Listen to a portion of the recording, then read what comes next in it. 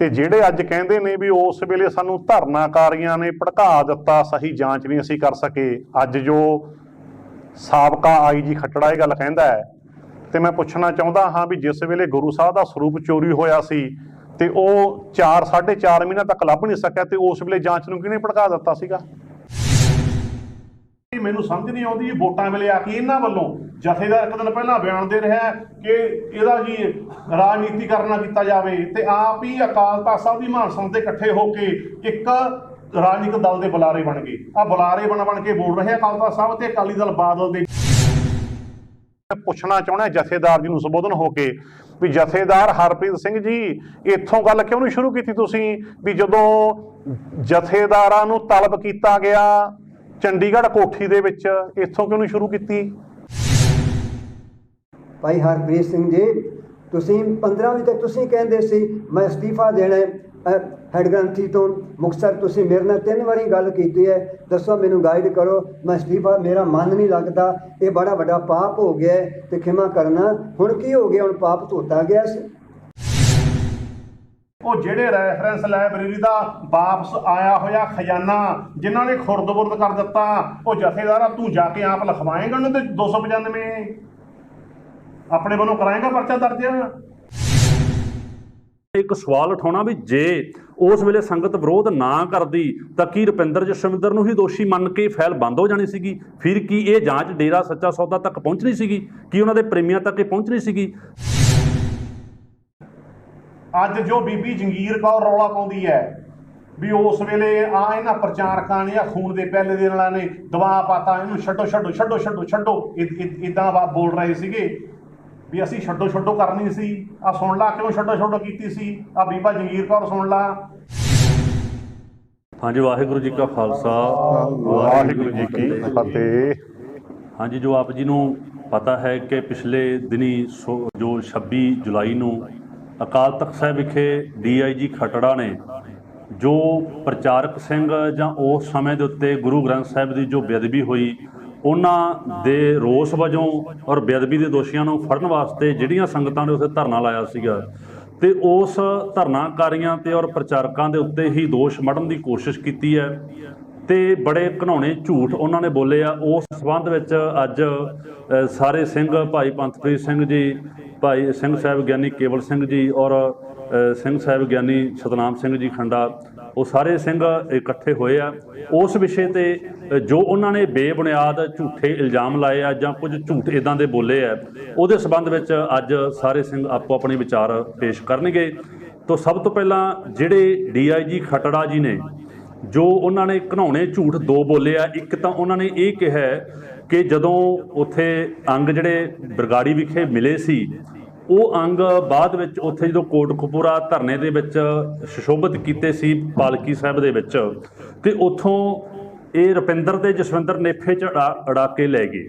ਇਹ ਬਹੁਤ ਹੀ ਘਿਨਾਉਣਾ ਇਲਜ਼ਾਮ ਉਹਨਾਂ ਨੇ ਲਾਇਆ, ਕਿਉਂਕਿ ਰੁਪਿੰਦਰ ਜਸਵਿੰਦਰ ਹੋਣੀ ਉਹ ਗੁਰੂ ਸਾਹਿਬ ਜਿਹੜੇ ਸਰੂਪ ਦੇ ਅੰਗ ਸੀਗੇ ਉਹ ਨਹੀਂ ਲੈ ਕੇ ਗਏ, ਕਿਉਂਕਿ ਜਦੋਂ 13 ਤਰੀਕ ਦੀ ਸਵੇਰ ਨੂੰ ਗ੍ਰਿਫਤਾਰੀਆਂ ਹੋਈਆਂ ਤਾਂ ਉਸ ਟਾਈਮ ਦੇ ਉੱਤੇ ਜਦੋਂ ਪਹਿਲੀ ਜਿਹੜੀ ਗ੍ਰਿਫਤਾਰੀ ਹੋਈ ਆ ਜਿਹਦੇ ਵਿੱਚ ਭਾਈ ਪੰਥਪ੍ਰੀਤ ਸਿੰਘ ਜੀ ਤੇ ਮੈਂ ਵੀ ਤੇ ਨਾਲ ਰੁਪਿੰਦਰ ਵੀ, ਅਸੀਂ ਸਾਰੇ ਇੱਕ ਬੱਸ ਵਿੱਚ ਸੀਗੇ।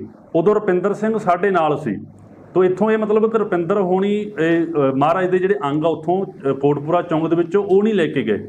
ਔਰ ਦੂਸਰੀ ਗੱਲ ਜਿਹੜੀ ਹੈ ਵੀ ਉਹਨਾਂ ਨੇ ਜਿਹੜੇ ਬੇਅੰਤ ਸਿੰਘ ਇਹ ਆਪਣੇ ਮੂੰਹੋਂ ਇਹ ਗੱਲ ਕਹਿ ਚੁੱਕੇ ਹੈ ਕਿ ਉਹ ਮਹਾਰਾਜ ਦੇ ਜਿਹੜੇ ਅੰਗ ਆ ਉੱਥੋਂ ਕੋਟਕਪੂਰਾ ਸਾਹਿਬ ਤੋਂ, ਉੱਥੋਂ ਮਾਫ ਕਰਨਾ ਕੋਟਕਪੂਰੇ ਚੌਂਕ ਦੇ ਵਿੱਚੋਂ ਉਹ ਲੈ ਕੇ ਗਏ ਨੇ ਔਰ ਬੜੇ ਸਤਿਕਾਰ ਨਾਲ ਲੈ ਕੇ ਗਏ ਨੇ। ਦੂਜਾ ਜਿਹੜਾ ਬੜਾ ਘਿਨਾਉਣਾ ਝੂਠ, ਮੈਨੂੰ ਇਸ ਗੱਲ 'ਤੇ ਬੜੀ ਮਤਲਬ ਕਿ ਖੁਦ ਨੂੰ ਇਹ ਮਹਿਸੂਸ ਹੁੰਦੀ ਹੈ ਵੀ ਇੰਨੇ ਉੱਚੇ ਅਹੁਦੇ 'ਤੇ ਰਹਿਣ ਵਾਲੇ ਇੱਕ ਸਤਿਕਾਰਯੋਗ ਅਫਸਰ ਕਹਿ ਲਵੋ ਜਾਂ ਮਤਲਬ ਕਿ ਕਹਿ ਲਓ ਬੜੇ ਉਹਨਾਂ ਦਾ ਤਜਰਬਾ ਹੈਗਾ, ਉਹ ਇੰਨੇ ਗਿਰੇ ਹੋਏ ਕਹਿ ਲਵੋ ਜਾਂ ਇੰਨੇ ਘਿਨਾਉਣੇ ਝੂਠ ਕਿਸ ਤਰੀਕੇ ਨਾਲ ਬੋਲ ਸਕਦੇ ਹੈ ਕਿ ਉਹਨਾਂ ਨੇ ਇਹ ਇੱਥੋਂ ਤੱਕ ਕਹਿ ਦਿੱਤਾ ਕਿ ਜਿਹੜੇ ਮਹਾਰਾਜ ਦੇ ਅੰਗ ਹੈ ਉਸ ਵੇਲੇ ਆਂਡਿਆਂ ਦੀਆਂ ਟਰੇਆਂ ਵਿੱਚ ਸੁੱਟੇ ਹੋਏ ਸੀ, ਜਦ ਕਿ ਜਦੋਂ ਮਹਾਰਾਜ ਦੇ ਅੰਗ ਬੇਅੰਤ ਸਿੰਘ ਦੇ ਘਰੋਂ ਪੁਲਿਸ ਨੂੰ ਸਪੁਰਦ ਕੀਤੇ ਗਏ ਆ ਤਾਂ ਉਸ ਟਾਈਮ 'ਤੇ ਮੈਂ ਮੌਕੇ 'ਤੇ ਹਾਜ਼ਰ ਸੀ ਔਰ ਜਦੋਂ ਸਪੁਰਦਗੀ ਦੀ ਜਿਹੜੀ ਅਰਦਾਸ ਉਹ ਮੈਂ ਕੀਤੀ ਸੀਗੀ, ਅਤੇ ਉਸ ਟਾਈਮ ਦੇ ਉੱਤੇ ਸਾਰੇ ਇਲਾਕੇ ਦੇ ਨੇੜੇ 'ਤੇ ਪੱਤਰਕਾਰ ਸਾਹਿਬਾਨ ਪੁਲਿਸ ਪ੍ਰਸ਼ਾਸਨ ਸਾਰੇ ਸੀਨੀਅਰ ਉੱਥੇ ਕਾਫੀ ਸਿੰਘ ਔਰ ਇਲਾਕੇ ਦੇ ਮੋਹਤਵਰ ਸੱਜਣ ਉੱਥੇ ਹਾਜ਼ਰ ਸੀ। ਜਦੋਂ ਉਹਦੇ ਘਰ ਨੂੰ ਲੋਕ ਲੱਗਾ ਹੋਇਆ ਸੀ, ਉਹ ਲੋਕ ਜਾ ਕੇ ਮੈਂ ਖੋਲ੍ਹਿਆ ਸੀਗਾ। ਬੇਅੰਤ ਸਿੰਘ ਦੇ ਘਰ ਨੂੰ ਜੋ ਲੋਕ ਲੱਗਾ ਹੋਇਆ ਸੀਗਾ, ਉਹ ਲੋਕ ਮੈਂ ਜਾ ਕੇ ਖੋਲ੍ਹੇ। ਸਭ ਤੋਂ ਪਹਿਲਾਂ ਅੰਗ ਮੈਂ ਦੇਖੇ ਸੀਗੇ ਤਾਂ ਉਹ ਬੜੇ ਸਤਿਕਾਰ ਨਾਲ, ਬੜੇ ਅਦਬ ਦੇ ਨਾਲ ਰੱਖੇ ਹੋਏ ਸੀਗੇ। ਕੋਈ ਉਹਦੇ ਵਿੱਚ ਇੱਦਾਂ ਦੀ ਬੇਅਦਬੀ ਵਾਲੀ ਗੱਲ ਨਹੀਂ ਸੀ। ਜਿਹੜਾ ਇੱਕ ਘਿਨਾਉਣਾ ਇਲਜ਼ਾਮ ਇਹ DIG ਖੱਟੜਾ ਨੇ ਲਾਇਆ ਕਿ ਆਂਡਿਆਂ ਦੀਆਂ ਟਰੇਆਂ ਵਿੱਚ ਸੁੱਟਾ ਹੋਇਆ ਸੀਗਾ, ਇਹ ਬਹੁਤ ਹੀ ਮਤਲਬ ਕਿ ਇੱਕ ਤਰ੍ਹਾਂ ਨਾਲ ਗਿਰਿਆ ਹੋਇਆ ਝੂਠ ਇਹਨਾਂ ਨੇ ਬੋਲਿਆ। ਸੋ ਇਹਦੇ ਸੰਬੰਧ ਵਿੱਚ ਹੋਰ ਵੀ ਜਿਹੜੀਆਂ ਉਹਨਾਂ ਨੇ ਜੋ ਗੱਲਾਂ ਕਹੀਆਂ ਨੇ, ਜੋ ਹੋਰ ਵੀ ਉਹਨਾਂ ਨੇ ਵਿਚਾਰ ਦਿੱਤੇ ਨੇ, ਉਹਦੇ ਸੰਬੰਧ ਵਿੱਚ ਆਪਣੇ ਕੋਲੇ ਜੋ ਸਤਿਕਾਰਯੋਗ ਸ਼ਖਸੀਅਤਾਂ ਭਾਈ ਪੰਥਪ੍ਰੀਤ ਸਿੰਘ ਜੀ, ਸਿੰਘ ਸਾਹਿਬ ਗਿਆਨੀ ਕੇਵਲ ਸਿੰਘ, ਸਾਰੇ ਸਿੰਘ ਪਹੁੰਚੇ ਨੇ। ਉਹ ਆਪ ਜੀ ਨੂੰ ਵਾਰੀ-ਵਾਰੀ ਜੋ ਹੈ ਇਸ ਸੰਬੰਧ ਵਿੱਚ ਵਿਚਾਰ ਪੇਸ਼ ਕਰਨਗੇ ਜੀ। ਸੋ ਸਭ ਤੋਂ ਪਹਿਲਾਂ ਭਾਈ ਪੰਥਪ੍ਰੀਤ ਸਿੰਘ ਜੀ ਇਸ ਸੰਬੰਧ ਵਿੱਚ ਵਿਚਾਰ ਪੇਸ਼ ਕਰਨਗੇ ਜੀ। ਵਾਹਿਗੁਰੂ ਜੀ ਕਾ ਖਾਲਸਾ, ਵਾਹਿਗੁਰੂ ਜੀ ਕੀ ਫਤਿਹ। ਹਾਂਜੀ, ਸਾਰੀਆਂ ਸੰਗਤਾਂ ਨੂੰ, ਸਰੋਤਿਆਂ ਨੂੰ ਵਾਹਿਗੁਰੂ ਜੀ ਕਾ ਖਾਲਸਾ, ਵਾਹਿਗੁਰੂ ਜੀ ਕੀ ਫਤਿਹ। ਭਾਈ ਸਤਨਾਮ ਸਿੰਘ ਤੋਂ ਕੁਝ ਸੱਚ ਆਪਣੀ ਸੁਣੇ ਹੈ, ਸੋ ਮੈਂ ਤੁਹਾਨੂੰ ਸੁਣਾਉਂਦਾ ਹਾਂ ਸ਼ੁਰੂ ਤੋਂ ਲੈ ਕੇ। ਹੁਣ 1 ਜੂਨ ਨੂੰ ਗੁਰੂ ਗ੍ਰੰਥ ਸਾਹਿਬ ਦਾ ਸਰੂਪ ਚੋਰੀ ਹੁੰਦਾ ਬੁਰਜ ਜਵਾਹਰ ਸਿੰਘ ਵਾਲਾ ਤੋਂ। ਸਰੂਪ ਚੋਰੀ ਹੋ ਗਿਆ ਤੇ ਜਿਹੜੇ ਅੱਜ ਕਹਿੰਦੇ ਨੇ ਵੀ ਉਸ ਵੇਲੇ ਸਾਨੂੰ ਧਰਨਾਕਾਰੀਆਂ ਨੇ ਭੜਕਾ ਦਿੱਤਾ, ਸਹੀ ਜਾਂਚ ਨਹੀਂ ਅਸੀਂ ਕਰ ਸਕੇ, ਅੱਜ ਜੋ ਸਾਬਕਾ IG ਖੱਟੜਾ ਇਹ ਗੱਲ ਕਹਿੰਦਾ ਹੈ, ਤੇ ਮੈਂ ਪੁੱਛਣਾ ਚਾਹੁੰਦਾ ਹਾਂ ਵੀ ਜਿਸ ਵੇਲੇ ਗੁਰੂ ਸਾਹਿਬ ਦਾ ਸਰੂਪ ਚੋਰੀ ਹੋਇਆ ਸੀ ਤੇ ਉਹ 4-4.5 ਮਹੀਨਾ ਤੱਕ ਲੱਭ ਨਹੀਂ ਸਕਿਆ, ਤੇ ਉਸ ਵੇਲੇ ਜਾਂਚ ਨੂੰ ਕਿਹਨੇ ਭੜਕਾ ਦਿੱਤਾ ਸੀਗਾ? ਉਸ ਵੇਲੇ ਤਾਂ ਠੀਕ ਹੈ, ਸੰਗਤਾਂ ਨੇ ਰੋਸ ਮੁਜ਼ਾਹਰੇ ਕੀਤੇ ਸੀ, ਕੋਈ ਧਰਨਾ ਨਹੀਂ ਲੱਗਿਆ। ਉਸ ਵੇਲੇ ਤਾਂ ਕੋਈ ਤੁਹਾਨੂੰ ਕਿਸੇ ਫੋਨ ਨੇ ਨਹੀਂ ਭੜਕਾਇਆ, ਤੇ ਉਹ ਜੋ ਸਰੂਪ ਹੈ ਲੱਭ ਨਹੀਂ ਸਕੇ ਤੁਸੀਂ 4-4.5 ਮਹੀਨੇ, ਤੇ ਉਸ ਵੇਲੇ ਤੁਹਾਨੂੰ ਕਿਹਨੇ ਭੜਕਾਇਆ ਸੀ? ਫਿਰ ਉਸ ਤੋਂ ਬਾਅਦ ਦੇਖੋ ਕਿੱਡੀ ਵੱਡੀ ਸਾਡੀ ਮਹਾਨ ਸੰਸਥਾ ਹੈ ਅਕਾਲ ਤਖ਼ਤ ਸਾਹਿਬ, ਪਰ ਅਫਸੋਸ ਕਿ ਸਾਬਕਾ IG ਖੱਟੜਾ, ਬੀਬੀ ਜੰਗੀਰ ਕੌਰ ਤੇ ਭਾਈ ਹਰਪ੍ਰੀਤ ਸਿੰਘ ਜਥੇਦਾਰ ਉੱਥੇ ਕਿਵੇਂ ਬਾਦਲ ਅਕਾਲੀ ਦਲ ਦੇ ਬੁਲਾਰੇ ਬਣ ਕੇ ਬੋਲ ਰਹੇ ਹੈ। ਕਿੱਡੇ ਅਫਸੋਸ ਦੀ ਗੱਲ ਹੈ, ਸਾਡੀ ਮਹਾਨ ਸੰਸਥਾ ਦੀ ਕਿਸ ਤਰ੍ਹਾਂ ਦੁਰਵਰਤੋਂ ਹੋ ਰਹੀ ਹੈ। ਹੁਣ ਉੱਥੇ ਉਹਨਾਂ ਨੇ ਤਾਂ ਗੱਲ ਸ਼ੁਰੂ ਕੀਤੀ, ਤਾਂ ਤੁਸੀਂ ਸੁਣਿਆ ਸਾਰਾ ਕੁਝ। ਮੈਂ ਗੱਲ ਸ਼ੁਰੂ ਇੱਥੋਂ ਕਰਦਾ, ਪੁੱਛਣਾ ਚਾਹੁੰਦਾ ਜਥੇਦਾਰ ਜੀ ਨੂੰ ਸੰਬੋਧਨ ਹੋ ਕੇ ਵੀ ਜਥੇਦਾਰ ਹਰਪ੍ਰੀਤ ਸਿੰਘ ਜੀ, ਇੱਥੋਂ ਗੱਲ ਕਿਉਂ ਨਹੀਂ ਸ਼ੁਰੂ ਕੀਤੀ ਤੁਸੀਂ ਵੀ ਜਦੋਂ ਜਥੇਦਾਰਾਂ ਨੂੰ ਤਲਬ ਕੀਤਾ ਗਿਆ ਚੰਡੀਗੜ੍ਹ ਕੋਠੀ ਦੇ ਵਿੱਚ, ਇੱਥੋਂ ਕਿਉਂ ਨਹੀਂ ਸ਼ੁਰੂ ਕੀਤੀ? ਤੁਹਾਡਾ ਸਾਥੀ ਗੁਰਮੁਖ ਸਿੰਘ ਨੇ ਗੱਲ ਦੱਸੀ, ਅਸੀਂ ਤਾਂ ਕੋਲੋਂ ਇਲਜ਼ਾਮ ਨਹੀਂ ਲਾਇਆ ਕੋਈ। ਤੁਹਾਡਾ ਸਾਥੀ ਗੁਰਮੁਖ ਸਿੰਘ ਇਹ ਦੱਸਿਆ ਵੀ ਸਾਨੂੰ ਸਾਰਿਆਂ ਨੂੰ ਉੱਥੇ ਚੰਡੀਗੜ੍ਹ ਬਾਦਲ ਅਕਾਲੀ ਦਲ ਦੀ ਕੋਠੀ ਦੇ ਵਿੱਚ ਤਲਬ ਕੀਤਾ ਗਿਆ। ਇਹਦੇ ਇੱਥੋਂ ਸ਼ੁਰੂ ਕਿਉਂ ਨਹੀਂ ਕੀਤਾ ਤੁਸੀਂ ਅਕਾਲ ਤਖ਼ਤ ਸਾਹਿਬ ਦੇ ਉੱਤੇ? ਫਿਰ ਉੱਥੇ ਜੋ ਚਿੱਠੀ ਦਿੱਤੀ ਗਈ ਉਹ ਮਾਫੀਨਾਮਾ ਕਹਿ ਕੇ ਵੀ ਆ ਮਾਫੀਨਾਮਾ ਆਏਗਾ, ਕਬੂਲ ਕਰੋ, ਦੂਜਾ ਝੂਠ ਬੋਲਿਆ ਗਿਆ। ਜਦ ਕਿ ਸੌਦੇ ਵਾਲਾ ਉਸ ਵੇਲੇ ਉਹਦਾ ਬਿਆਨ ਅਜੀਤ ਅਖਬਾਰ 'ਚ ਵੀ ਛਪਿਆ, ਕਹਿੰਦਾ ਮੈਂ ਕੋਈ ਮਾਫੀਨਾਮਾ ਨਹੀਂ ਭੇਜਿਆ, ਇਹਨਾਂ ਦੇ ਬੰਦੇ ਆਏ ਸੀ ਮੈਥੋਂ ਇੱਕ ਕਾਗਜ਼ ਤੇ ਦਸਤਖਤ ਕਰਾ ਕੇ ਲੈ ਗਏ ਸੀਗੇ। ਉਹਦਾ ਬਿਆਨ ਅੱਜ ਤੱਕ ਅਖਬਾਰਾਂ ਵਿੱਚ ਪਿਆ ਹੈ। ਉਸ ਤੋਂ ਬਾਅਦ ਉਹ ਹਿੰਦੀ ਵਿੱਚ ਲਿਖਿਆ ਗਿਆ, ਫਿਰ ਉਹ ਪੰਜਾਬੀ ਵਿੱਚ ਕਿਵੇਂ ਬਦਲ ਗਿਆ ਅਕਾਲ ਤਖ਼ਤ ਸਾਹਿਬ ਤੇ ਆਉਂਦਾ, ਕਿਹਨੇ ਟਰਾਂਸਲੇਸ਼ਨ ਕੀਤੀ ਉਹਦੇ ਬਾਰੇ ਉਹ ਕਿਉਂ ਨਹੀਂ ਦੱਸਦੇ ਅੱਜ ਤੱਕ? ਫਿਰ ਉਹ ਮਾਫੀ ਦਿੱਤੀ ਗਈ, ਜਦ ਕਿ ਉਹਨੇ ਮਾਫੀ ਮੰਗੀ ਨਹੀਂ, ਬਿਨਾਂ ਮੰਗੀ ਮਾਫੀ ਦਿੱਤੀ ਗਈ। ਉਹ ਕੋਈ ਸ਼ਰਨ ਨਹੀਂ ਆਇਆ। ਇੱਥੇ ਉਹ ਲਾਗੂ ਨਹੀਂ ਹੁੰਦਾ ਵੀ ਜੋ ਸ਼ਰਨ ਆਵੇ ਤੇ ਸਕੰਠ ਲਾਵੇ, ਬਿਰਧ ਸੁਆਮੀ ਸੰਦਾ। ਫਿਰ ਉਹਨੂੰ ਮਾਫੀ ਦੇ ਦਿੱਤੀ ਗਈ, ਤੇ ਜਿਸ ਵੇਲੇ ਉਸ ਨੂੰ ਮਾਫੀ ਦੇ ਦਿੱਤੀ ਗਈ ਤੇ ਨਾਲ ਦੀ ਨਾਲ ਸ਼ੁਰੂ ਕੀ ਹੋਇਆ, ਉਹ ਮਾਫੀ ਨੂੰ ਸਹੀ ਸਿੱਧ ਕਰਨ ਵਾਸਤੇ ਗੁਰੂ ਦੀ ਗੋਲਕ ਦਾ ਉਜਾੜਾ ਕੀਤਾ ਗਿਆ। ਕਿੰਨਾ? 91 ਲੱਖ ਰੁਪਈਆ। 91 ਲੱਖ ਰੁਪਈਆ ਅਖਬਾਰਾਂ ਵਿੱਚ ਇਸ਼ਤਿਹਾਰ ਦਿੱਤੇ ਗਏ, ਤੇ ਅੱਜ ਤੱਕ ਕਿਸੇ ਨੇ ਨਹੀਂ ਦੱਸਿਆ ਵੀ ਉਹ 91 ਲੱਖ ਰੁਪਈਆ ਹੁਣ ਕਿਹਤੋਂ ਭਰਾਓਗੇ। ਅੱਜ ਦੀ ਪ੍ਰਧਾਨ ਬੀਬੀ ਜੰਗੀਰ ਕੌਰ ਦੱਸੂਗੀ ਉਹ 91 ਲੱਖ ਰੁਪਈਆ ਕਿੱਥੋਂ ਭਰਾਓਗੇ, ਜਿਹੜਾ ਗੁਰੂ ਦੀ ਗੋਲਕ ਦਾ ਉਜਾੜਿਆ, ਕਿਉਂਕਿ ਮੱਕੜ ਤਾਂ ਚਲਿਆ ਗਿਆ। ਫਿਰ ਜਿਸ ਵੇਲੇ ਮਾਫੀਨਾਮਾ ਦੇ ਦਿੱਤਾ ਗਿਆ, ਬਹੁਤ ਯਤਨ ਕੀਤੇ ਨੂੰ ਸਿੱਧ ਕਰਨ ਦਾ ਵੀ ਸਹੀ ਹੈ, ਨਹੀਂ ਸਿੱਧ ਹੋ ਸਕਿਆ, ਤੇ ਉਧਰੋਂ ਕੀ ਹੋਇਆ, ਫਿਰ ਉਧਰ ਮਾਫੀਨਾਮਾ ਤੇ ਉਧਰ ਇਸ਼ਤਿਹਾਰ ਲੱਗਦਾ ਹੈ ਬੁਰਜ ਜਵਾਹਰ ਸਿੰਘ ਵਾਲਾ ਤੇ ਬਰਗਾੜੀ। ਉਹਦੇ ਵਿੱਚ ਤੁਹਾਨੂੰ ਪਤਾ ਕਿੰਨੀ ਵੱਡੀ ਸ਼ਬਦਾਵਲੀ ਵਰਤੀ ਗਈ ਹੈ ਗੁਰਸਿੱਖਾਂ ਵਾਸਤੇ, ਤੇ ਉੱਪਰ ਬਕਾਇਦਾ ਲਿਖਿਆ ਹੋਇਆ ਉਹਦੇ ਧੰਨ ਧੰਨ ਸਤਿਗੁਰੂ ਤੇਰੇ ਹੀ ਆਸਰਾ ਵੀ ਕਿੰਨਾ ਦਾ ਉਹ ਪੋਸਟਰ ਲੱਗ ਗਿਆ ਜਿਸ ਵੇਲੇ 24-25 ਸਤੰਬਰ ਦੀ ਰਾਤ ਨੂੰ 2015। ਤੇ ਫਿਰ ਉਸ ਤੋਂ ਬਾਅਦ ਮੈਂ ਪੁੱਛਣਾ ਚਾਹੁੰਦਾ ਹਾਂ, ਉਸ ਵੇਲੇ ਦੇ ਪੁਲਿਸ ਅਫਸਰਾਂ ਨੂੰ ਦੱਸੋਗੇ ਵੀ ਕਿੰਨੇ ਤੁਸੀਂ ਡੇਰਾ ਪ੍ਰੇਮੀ ਫੜ ਕੇ ਤਫਤੀਸ਼ ਕੀਤੀ, ਕਿਉਂਕਿ ਪੋਸਟਰ ਉਹਨਾਂ ਦੇ ਨਾਂ ਦਾ ਲੱਗਿਆ ਹੋਇਆ ਸੀਗਾ। ਉਦੋਂ ਤੁਹਾਨੂੰ ਡੇਰਾ ਪ੍ਰੇਮੀ ਤੇ ਸ਼ੱਕ ਕਿਉਂ ਨਹੀਂ ਪਿਆ ਜਦੋਂ ਪੋਸਟਰ ਲੱਗ ਗਿਆ ਸੀਗਾ ਗੁਰਦੁਆਰਾ ਸਾਹਿਬ ਦੇ ਕੰਧਾਂ ਦੇ ਉੱਤੇ?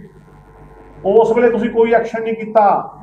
ਉਹਦੇ ਵਿੱਚ ਧਮਕੀ ਦਿੱਤੀ ਕਿ ਚੈਲੰਜ ਕੀਤਾ ਗਿਆ ਵੀ ਅਸੀਂ ਗੁਰੂ ਗ੍ਰੰਥ ਸਾਹਿਬ ਦੇ ਸਰੂਪ ਦੀ ਬੇਅਦਬੀ ਕਰਾਂਗੇ, ਬਰਗਾੜੀ ਦੀਆਂ ਗਲੀਆਂ 'ਚ ਸਥਾਨ ਵੀ ਦੱਸਤਾ।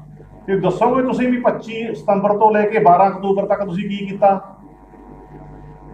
ਕਿ ਉੱਥੇ ਖੁਫੀਆ ਕੈਮਰੇ ਨਹੀਂ ਲਾਏ ਜਾ ਸਕਦੇ ਸੀ ਬਰਗਾੜੀ ਦੀਆਂ ਗਲੀਆਂ ਦੇ ਵਿੱਚ?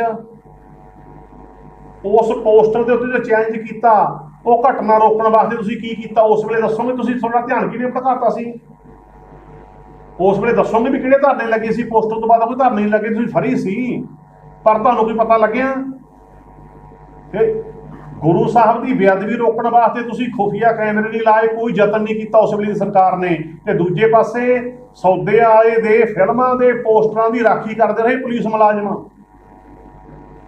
ਮੁਲਾਜ਼ਮ ਰਾਖੀ ਕਰਦੇ ਰਹੇ ਵੀ ਕਿਤੇ ਕੋਈ ਫਿਲਮ ਦੇ ਪੋਸਟਰ ਦੀ ਕਿਤੇ ਕੋਈ ਪੋਸਟਰ ਨਾ ਪਾੜ ਜਾਵੇ ਕਿਤੇ ਕੋਈ।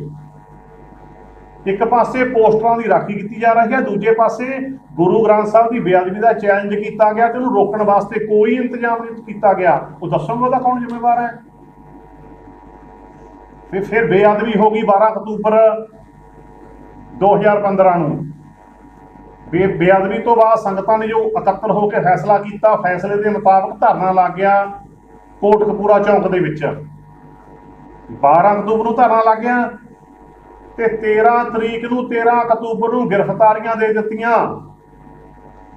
ਆ ਸੁਣਿਓ ਸਾਬਕਾ ਆਈਜੀ ਖੱਟੜਾ, ਸੁਣੋ, 13 ਤਰੀਕ ਨੂੰ ਗ੍ਰਿਫਤਾਰੀਆਂ ਦੇਤੀਆਂ ਸੀ ਤਾਂ ਤੇ ਤੁਹਾਨੂੰ ਤਾਂ ਵਿਹਲੇ ਕਰਤਾ ਸੀ ਜਾਂਚ ਕਰਨ ਵਾਸਤੇ।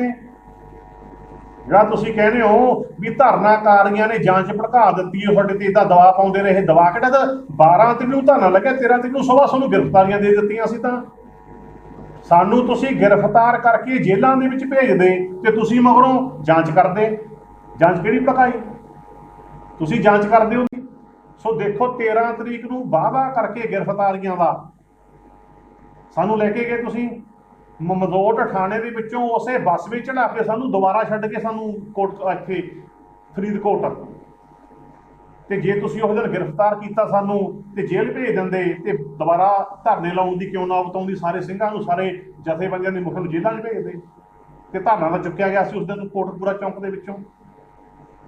ਤੁਸੀਂ ਹੀ ਮਾਹੌਲ ਖਰਾਬ ਹੋਣ ਦਿੱਤਾ। ਫਿਰ ਉਸ ਤੋਂ ਬਾਅਦ ਕੀ ਹੋਇਆ? ਉਸ ਤੋਂ ਬਾਅਦ ਫਿਰ ਦੁਬਾਰਾ ਧਰਨੇ ਤੇ ਬੈਠੇ ਕਿਉਂਕਿ ਤੁਸੀਂ ਗ੍ਰਿਫਤਾਰ ਕੇ ਜੇਲ੍ਹਾਂ ਨਹੀਂ ਭੇਜੇ, ਦੁਬਾਰਾ ਧਰਨਾ ਲੱਗ ਪਿਆ। 13 ਤਰੀਕ ਨੂੰ ਦੁਬਾਰਾ ਧਰਨਾ ਲੱਗ ਗਿਆ ਸ਼ਾਮ ਤੱਕ।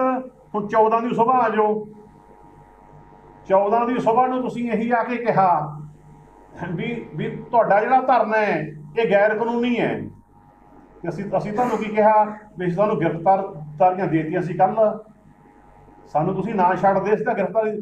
ਫਿਰ ਤੁਸੀਂ ਕਿਹਾ ਸਾਨੂੰ ਦੁਬਾਰਾ ਗ੍ਰਿਫਤਾਰੀਆਂ ਦਿਓ ਤੇ ਅਸੀਂ ਕੀ ਕਿਹਾ ਵੀ ਕੱਲ੍ਹ ਵਾਲੀ ਨਾ ਕਰਿਓ ਵਾਅਦਾ ਖਿਲਾਫੀ। ਤੇ ਕੀ ਕਿਹਾ ਗਿਆ ਸਾਨੂੰ?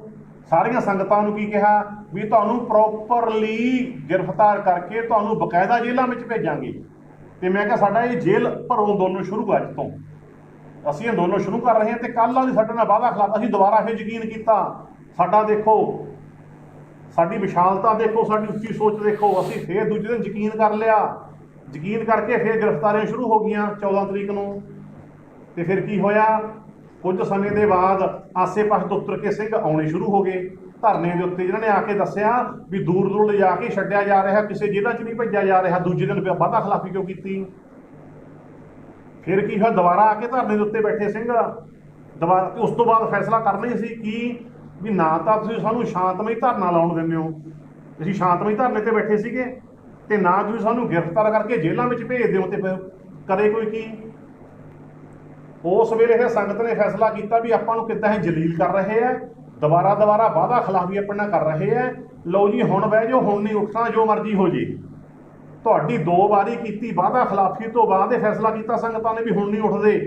ਇਹ ਫੈਸਲਾ ਕਰਕੇ ਨਿਤਨੇਮ ਕਰਨ ਲੱਗੇ। ਤੇ ਆ ਸਾਡੇ ਨਾਲ ਬੈਠੇ ਨੇ ਗਿਆਨੀ ਕੇਵਲ ਸਿੰਘ ਜੀ, ਇਹਨਾਂ ਨੇ ਨਿਤਨੇਮ ਸ਼ੁਰੂ ਕੀਤਾ। ਜਿਸ ਵੇਲੇ ਸ਼ੁਰੂ ਹੋ ਗਿਆ ਨਿਤਨੇਮ ਦਾ ਪਾਠ ਤੇ ਉਸ ਵੇਲੇ ਤੁਸੀਂ ਦਬਾਅ ਪਾਉਂਦੇ ਰਹੇ ਆਸੇ ਪਾਸੇ ਹੋ ਕੇ ਵੀ ਉੱਠੋ ਉੱਠੋ। ਨਿਤਨੇਮ ਪੂਰਾ ਹੋ ਜਾਂਦਾ, ਕਿਹੜਾ ਪਹਾੜ ਡਿੱਗ ਜਾਣਾ ਸੀਗਾ, ਕਿਹੜਾ ਤੁਹਾਡੇ ਤੇ ਪ੍ਰੈਸ਼ਰ ਪੈ ਰਿਹਾ ਸੀ ਪਿੱਛੋਂ ਦੁਬਾਰਾ ਵੀ ਛੇਤੀ ਉਠਾਓ ਛੇਤੀ ਉਠਾਓ ਛੇਤੀ ਉਠਾਓ। ਇਹ ਕਾਰਨ ਕੀ ਸੀ? ਸੋ ਨਿਤਨੇਮ ਕਰਦੀਆਂ ਸੰਗਤਾਂ ਤੇ, ਨਿਤਨੇਮ ਅਜੇ ਤੱਕ ਸ਼ੁਰੂ ਹੈ, ਸਾਰਿਆਂ ਨੇ ਰਿਕਾਰਡਿੰਗਾਂ ਦੇਖੀਆਂ ਤੇ ਫਿਰ ਤੁਹਾਨੂੰ ਪਤਾ ਫਿਰ ਕੀ ਹੋਇਆ। ਨਿਤਨੇਮ ਦੀਆਂ ਕਰਦੀਆਂ ਸੰਗਤਾਂ ਤੇ ਪਾਣੀ ਦੀਆਂ ਵਿਛਾੜਾਂ, ਅਥਰੂ ਗੈਸ ਦੇ ਗੋਲੇ, ਲਾਠੀ ਚਾਰਜ, ਕੁਝ ਸਮੇਂ ਦੇ ਬਾਅਦ ਗੋਲੀਆਂ ਚਲਾ ਦਿੱਤੀਆਂ। ਸੰਗਤਾਂ ਨੂੰ ਪਿੱਛਾ ਕਰ ਕਰਕੇ ਕੁੱਟਿਆ ਗਿਆ ਸੰਗਤਾਂ ਨੂੰ ਪਿੱਛਾ ਕਰ ਕਰਕੇ। ਇੰਨਾ ਜ਼ੁਲਮ, ਐਡਾ ਜ਼ਬਰ, ਨਾ ਸ਼ਾਂਤਮਈ ਧਰਨੇ ਤੇ ਬੈਠਣ ਦਿੱਤਾ, ਨਾ ਸਾਨੂੰ ਗ੍ਰਿਫਤਾਰ ਕੀਤਾ। ਐਡਾ ਜ਼ੁਲਮ ਹੋਇਆ ਉੱਥੇ। ਤੇ ਫਿਰ ਤੁਹਾਨੂੰ ਪਤਾ ਅੱਗੇ ਬਾਈਬਲ ਕਲਾਂ ਕੀ ਹੋਇਆ, 2 ਸਿੰਘ ਸ਼ਹੀਦ ਕਰ ਦਿੱਤੇ ਗੋਲੀਆਂ ਚਲਾ ਕੇ। ਤੇ ਬਾਕੀ ਕਿੰਨੇ ਫੱਟੜ ਹੋਏ, ਕ੍ਰਿਸ਼ਨ ਭਗਵਾਨ ਸਿੰਘ ਜੀ ਤੇ ਗੁਰਜੀਤ ਸਿੰਘ ਜੀ ਸਰਾਵਾਂ, ਸਾਰਿਆਂ ਨੂੰ ਪਤਾ ਨਾਵਾਂ ਦਾ। ਤੇ ਫਿਰ ਇੱਕੋ ਸਿੰਘ ਸੀ, ਮੇਰਾ ਖਿਆਲ ਬੇਅੰਤ ਸਿੰਘ ਸੀ ਉਹਨਾਂ ਦਾ ਨਾਮ, ਬੇਅੰਤ ਸਿੰਘ।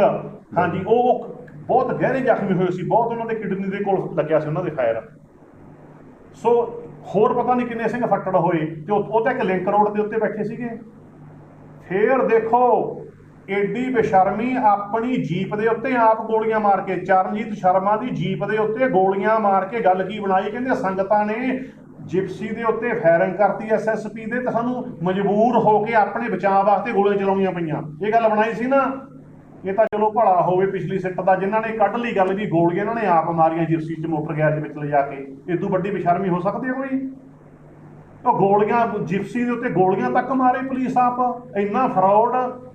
ਤੇ ਜੇ ਕਿਤੇ ਗੱਲ ਨਾ ਨਿਕਲੀ ਹੁੰਦੀ ਅੱਜ ਤੱਕ ਵੀ ਗੋਲੀਆਂ ਆਪ ਮਾਰੀਆਂ ਸੀ, ਤੇ ਉਸ ਤੋਂ ਤਾਂ ਸੰਗਤਾਂ ਤੇ ਪਰਚਾ ਸੀ। ਫਿਰ ਤਾਂ ਸੰਗਤਾਂ ਦੇ ਉਹ ਪਰਚਾ ਵੀ ਬਾਈਬਲ ਕਾਲਾਂ ਪਰਚੇ ਵੀ ਸੰਗਤਾਂ ਦਰਜ ਕੀਤਾ। ਜਿਹੜੀਆਂ ਸੰਗਤਾਂ ਪਾਠ ਕਰ ਰਹੀਆਂ ਉਹਨਾਂ ਦੇ ਉੱਤੇ ਵੀ 307 ਦੇ ਪਰਚੇ ਦਰਜ। ਕਮਾਲ ਹੋ ਗਈ, 307 ਦੇ ਪਰਚੇ ਦਰਜ। ਫਿਰ ਉਸ ਤੋਂ ਬਾਅਦ ਇਹ ਨਿਕਲਿਆ ਹੀ ਗੱਲ ਕਿਵੇਂ ਗੋਲੀਆਂ ਟੇਪੜ ਕੀਤੀਆਂ ਗਈਆਂ। ਉਹ ਗੋਲੀਆਂ ਟੇਪੜ ਸਬੂਤ ਮਟਾਉਣ ਵਾਸਤੇ ਤੁਸੀਂ ਕਿਹੜੀ ਕਸਰ ਛੱਡੀ ਹੈ। ਤੇ ਜੇ ਅੱਜ ਤੱਕ ਨਾ ਨਿਕਲਿਆ ਹੁੰਦਾ, ਮੈਂ ਹੁਣ ਵਾਲੀ ਸਿੱਟ ਨੂੰ ਵੀ ਇਹ ਗੱਲ ਕਹਿ ਕੇ ਆਇਆ, ਆਪਣੇ ਸਿੱਟ ਦੇ ਮੁਖੀ ਜੋ ਹੁਣ ਯਾਦਵ, ਹਾਂ ਯਾਦਵ, ਹਾਂਜੀ ਉਹ ਯਾਦਵ ਜੀ ਨੂੰ ਵੀ ਮੈਂ ਮਤਲਬ ਹੁਣ ਦੱਸ ਕੇ ਆਇਆ। ਮੈਂ ਕਿਹਾ ਜੇ ਕਿਤੇ ਨਾ ਨਿਕਲਿਆ ਹੁੰਦਾ ਵੀ ਇਹਨਾਂ ਨੇ ਆਪ ਮਾਰੀਆਂ ਜਿਸੀ ਦੇ ਗੋਲੀਆਂ, ਤੁਸੀਂ ਤਾਂ ਇਲਾਕੇ ਦੇ ਸਾਰੇ 12 ਬੋਰ ਵਾਲੇ ਫੜ ਕੇ ਪਤਾ ਨਹੀਂ ਕੀ ਕਰਨਾ ਸੀ ਸਾਰਿਆਂ ਦਾ। ਪਹਿਲਾਂ ਤੁਸੀਂ ਸਾਰੇ 12 ਬੋਰ ਦੇ ਲਾਇਸੈਂਸ ਵਾਲੇ ਇਲਾਕੇ 'ਚੋਂ ਫੜਨੇ ਸੀਗੇ, ਫੜ ਕੇ ਪਤਾ ਨਹੀਂ ਕਿਹਦੇ ਤੇ ਕੇਸ ਬਣਾਉਣੇ ਸੀ ਵੀ ਤੇਰੀ 12 ਬੋਰ 'ਚ ਚੱਲੀਆਂ ਗੋਲੀਆਂ, ਤੇਰੀ 12 ਬੋਰ 'ਚ ਚੱਲੀਆਂ। ਹਲ ਕੀ ਹੋਣਾ ਸੀ ਸਿੰਘਾਂ ਦਾ? ਅੱਜ ਤੱਕ ਤੁਸੀਂ ਇਹ ਕਰਨਾ ਸੀ ਸਾਨੂੰ। ਸੋ ਉਹ ਕਿੱਡਾ ਵੱਡਾ ਫਰਾਡ ਤੁਹਾਡਾ ਨਿਕਲਿਆ, ਕਿੱਡਾ ਵੱਡਾ ਸਾਰਾ ਕੁਝ ਹੋਇਆ। ਸੋ ਫਿਰ ਉਸ ਤੋਂ ਬਾਅਦ ਅੱਗੇ ਆ ਜੋ ਇਹ ਹੋ ਗਿਆ ਬੇਅਦਬੀ ਤੇ ਸੰਗਤਾਂ ਤੇ ਜ਼ਬਰ ਜ਼ੁਲਮ ਹੋ ਗਿਆ। ਉਸ ਤੋਂ ਬਾਅਦ ਫਿਰ ਸੰਗਤਾਂ ਦਾ ਚਲੋ ਪਰਚਾ ਵੀ ਵਾਪਸ ਲਿਆ, ਵੱਖਰਾ ਵਿਸ਼ਾ। ਉਸ ਵੇਲੇ ਦੇ ਗ੍ਰਹਿ ਮੰਤਰੀ ਸੁਖਬੀਰ ਸਿੰਘ ਬਾਦਲ ਨੇ, ਪਰ ਉਹ ਪਰਚਾ ਰੱਦ ਨਹੀਂ ਹੋਇਆ। ਫਿਰ ਬੇਸ਼ਰਮੀ, ਉਹ ਪਰਚਾ ਆਪ ਕਹਿ ਕੇ ਉਹ ਰੱਦ ਨਾ ਕੀਤਾ। ਫਿਰ ਅੱਗੇ ਆ ਜਾਓ। ਉਸ ਤੋਂ ਬਾਅਦ ਕੀ ਹੋਇਆ, ਅੱਜ ਜਿਵੇਂ ਰੌਲਾ ਪਾਇਆ ਜਾ ਰਿਹਾ ਹੈ, ਉਸ ਵੇਲੇ ਇਹਨਾਂ ਨੇ ਰੌਲਾ ਪਾਤਾ ਤਾਂ ਬੇਅਦਬੀ ਦੇ ਦੋਸ਼ੀ ਫੜ ਲਏ। ਕੌਣ? ਕਹਿੰਦੇ ਰੁਪਿੰਦਰ ਸਿੰਘ ਤੇ ਜਸਵਿੰਦਰ ਸਿੰਘ। ਅੱਜ ਜੋ ਬੀਬੀ ਜੰਗੀਰ ਕੌਰ ਰੌਲਾ ਪਾਉਂਦੀ ਹੈ ਵੀ ਉਸ ਵੇਲੇ ਇਹਨਾਂ ਪ੍ਰਚਾਰਕਾਂ ਨੇ ਖੂਨ ਦੇ ਪਹਿਲੇ ਦੇ ਨਾਲ ਨੇ ਦਬਾਅ ਪਾਤਾ, ਇਹਨੂੰ ਛੱਡੋ।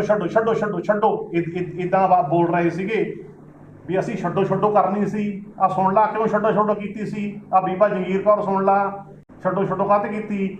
ਉਹ ਛੱਡੋ ਕੀਤੀ। ਪਹਿਲਾਂ ਤਾਂ ਜਿਹੜੇ ਦੋਸ਼ ਲਾਏ ਸੀਗੇ ਵੀ ਇਹਨਾਂ ਨੂੰ ਵਿਦੇਸ਼ੀ ਫੰਡਿੰਗ ਹੋਈ ਹੈ, ਉਹ ਝੂਠ ਨਿਕਲਿਆ ਤੁਹਾਡਾ। ਸ਼ਰੇਆਮ ਝੂਠ ਨਹੀਂ ਨਿਕਲਿਆ ਸੀ ਸਾਰਾ ਉਹ। ਫਿਰ ਤੁਸੀਂ ਦੂਜਾ ਝੂਠ ਕੀ ਫੈਲਾਇਆ ਸੀਗਾ? ਦੂਜਾ ਝੂਠ ਵੀ ਪੰਚਾਇਤਾਂ ਦੇ ਸਾਹਮਣੇ ਮੰਨ ਗਏ ਉਹ। ਤੇ ਜਦੋਂ ਅਸੀਂ ਜਾ ਕੇ ਗੱਲ ਕੀਤੀ, ਮੈਂ ਜਾ ਕੇ ਗੱਲ ਕੀਤੀ ਪੰਚਾਇਤ ਨਾਲ, ਸਰਪੰਚ ਨਾਲ, ਪੰਜਗਰਾਈ ਦੇ ਨਾਲ, ਉਸ ਵੇਲੇ ਉਹ ਕਹਿੰਦੇ ਨਹੀਂ ਬਿਲਕੁਲ ਝੂਠ ਹੈ ਜੀ। ਦੂਜਾ ਤੁਹਾਡਾ ਝੂਠ ਨਿਕਲਿਆ ਜਿਹੜਾ ਤੁਸੀਂ ਝੂਠ ਫੈਲਾਇਆ ਵੀ ਪੰਚਾਇਤਾਂ ਦੇ ਕੋਲੇ ਉਹ ਤਾਂ ਮੰਨ ਗਏ ਜੀ। ਉਹਨੂੰ ਜਦੋਂ ਪੰਚਾਇਤ ਨੂੰ ਅਸੀਂ ਲੈ ਕੇ ਗਏ ਉਹਨਾਂ ਨੂੰ ਅੰਦਰ, ਉਹਨਾਂ ਤਾਂ ਕਬੂਲ ਕਰ ਲਿਆ ਬੇਅਦਬੀ ਦਾ ਦੋਸ਼। ਇਹ ਤੁਹਾਡਾ ਝੂਠ ਨਿਕਲਿਆ ਕਿ ਨਾ ਨਿਕਲਿਆ। ਤੇ ਤੀਜਾ, ਇਹ ਜਿਹੜੇ ਤੁਸੀਂ ਅੱਜ ਅੰਗਾਂ ਦੀ ਗੱਲ ਘਮਾਉਣੇ ਹੋ, ਉਸ ਵੇਲੇ ਬਰਗਾੜੀ ਵਾਲੀ ਬੇਅਦਬੀ ਦਾ ਕੇਸ ਪਾਉਂਦੀ ਸੀ ਰਵਿੰਦਰ ਸਿੰਘ ਹੋਰਾਂ ਤੇ। ਉਸ ਵੇਲੇ ਕੀ ਗੱਲ ਬਣਾਈ ਸੀ?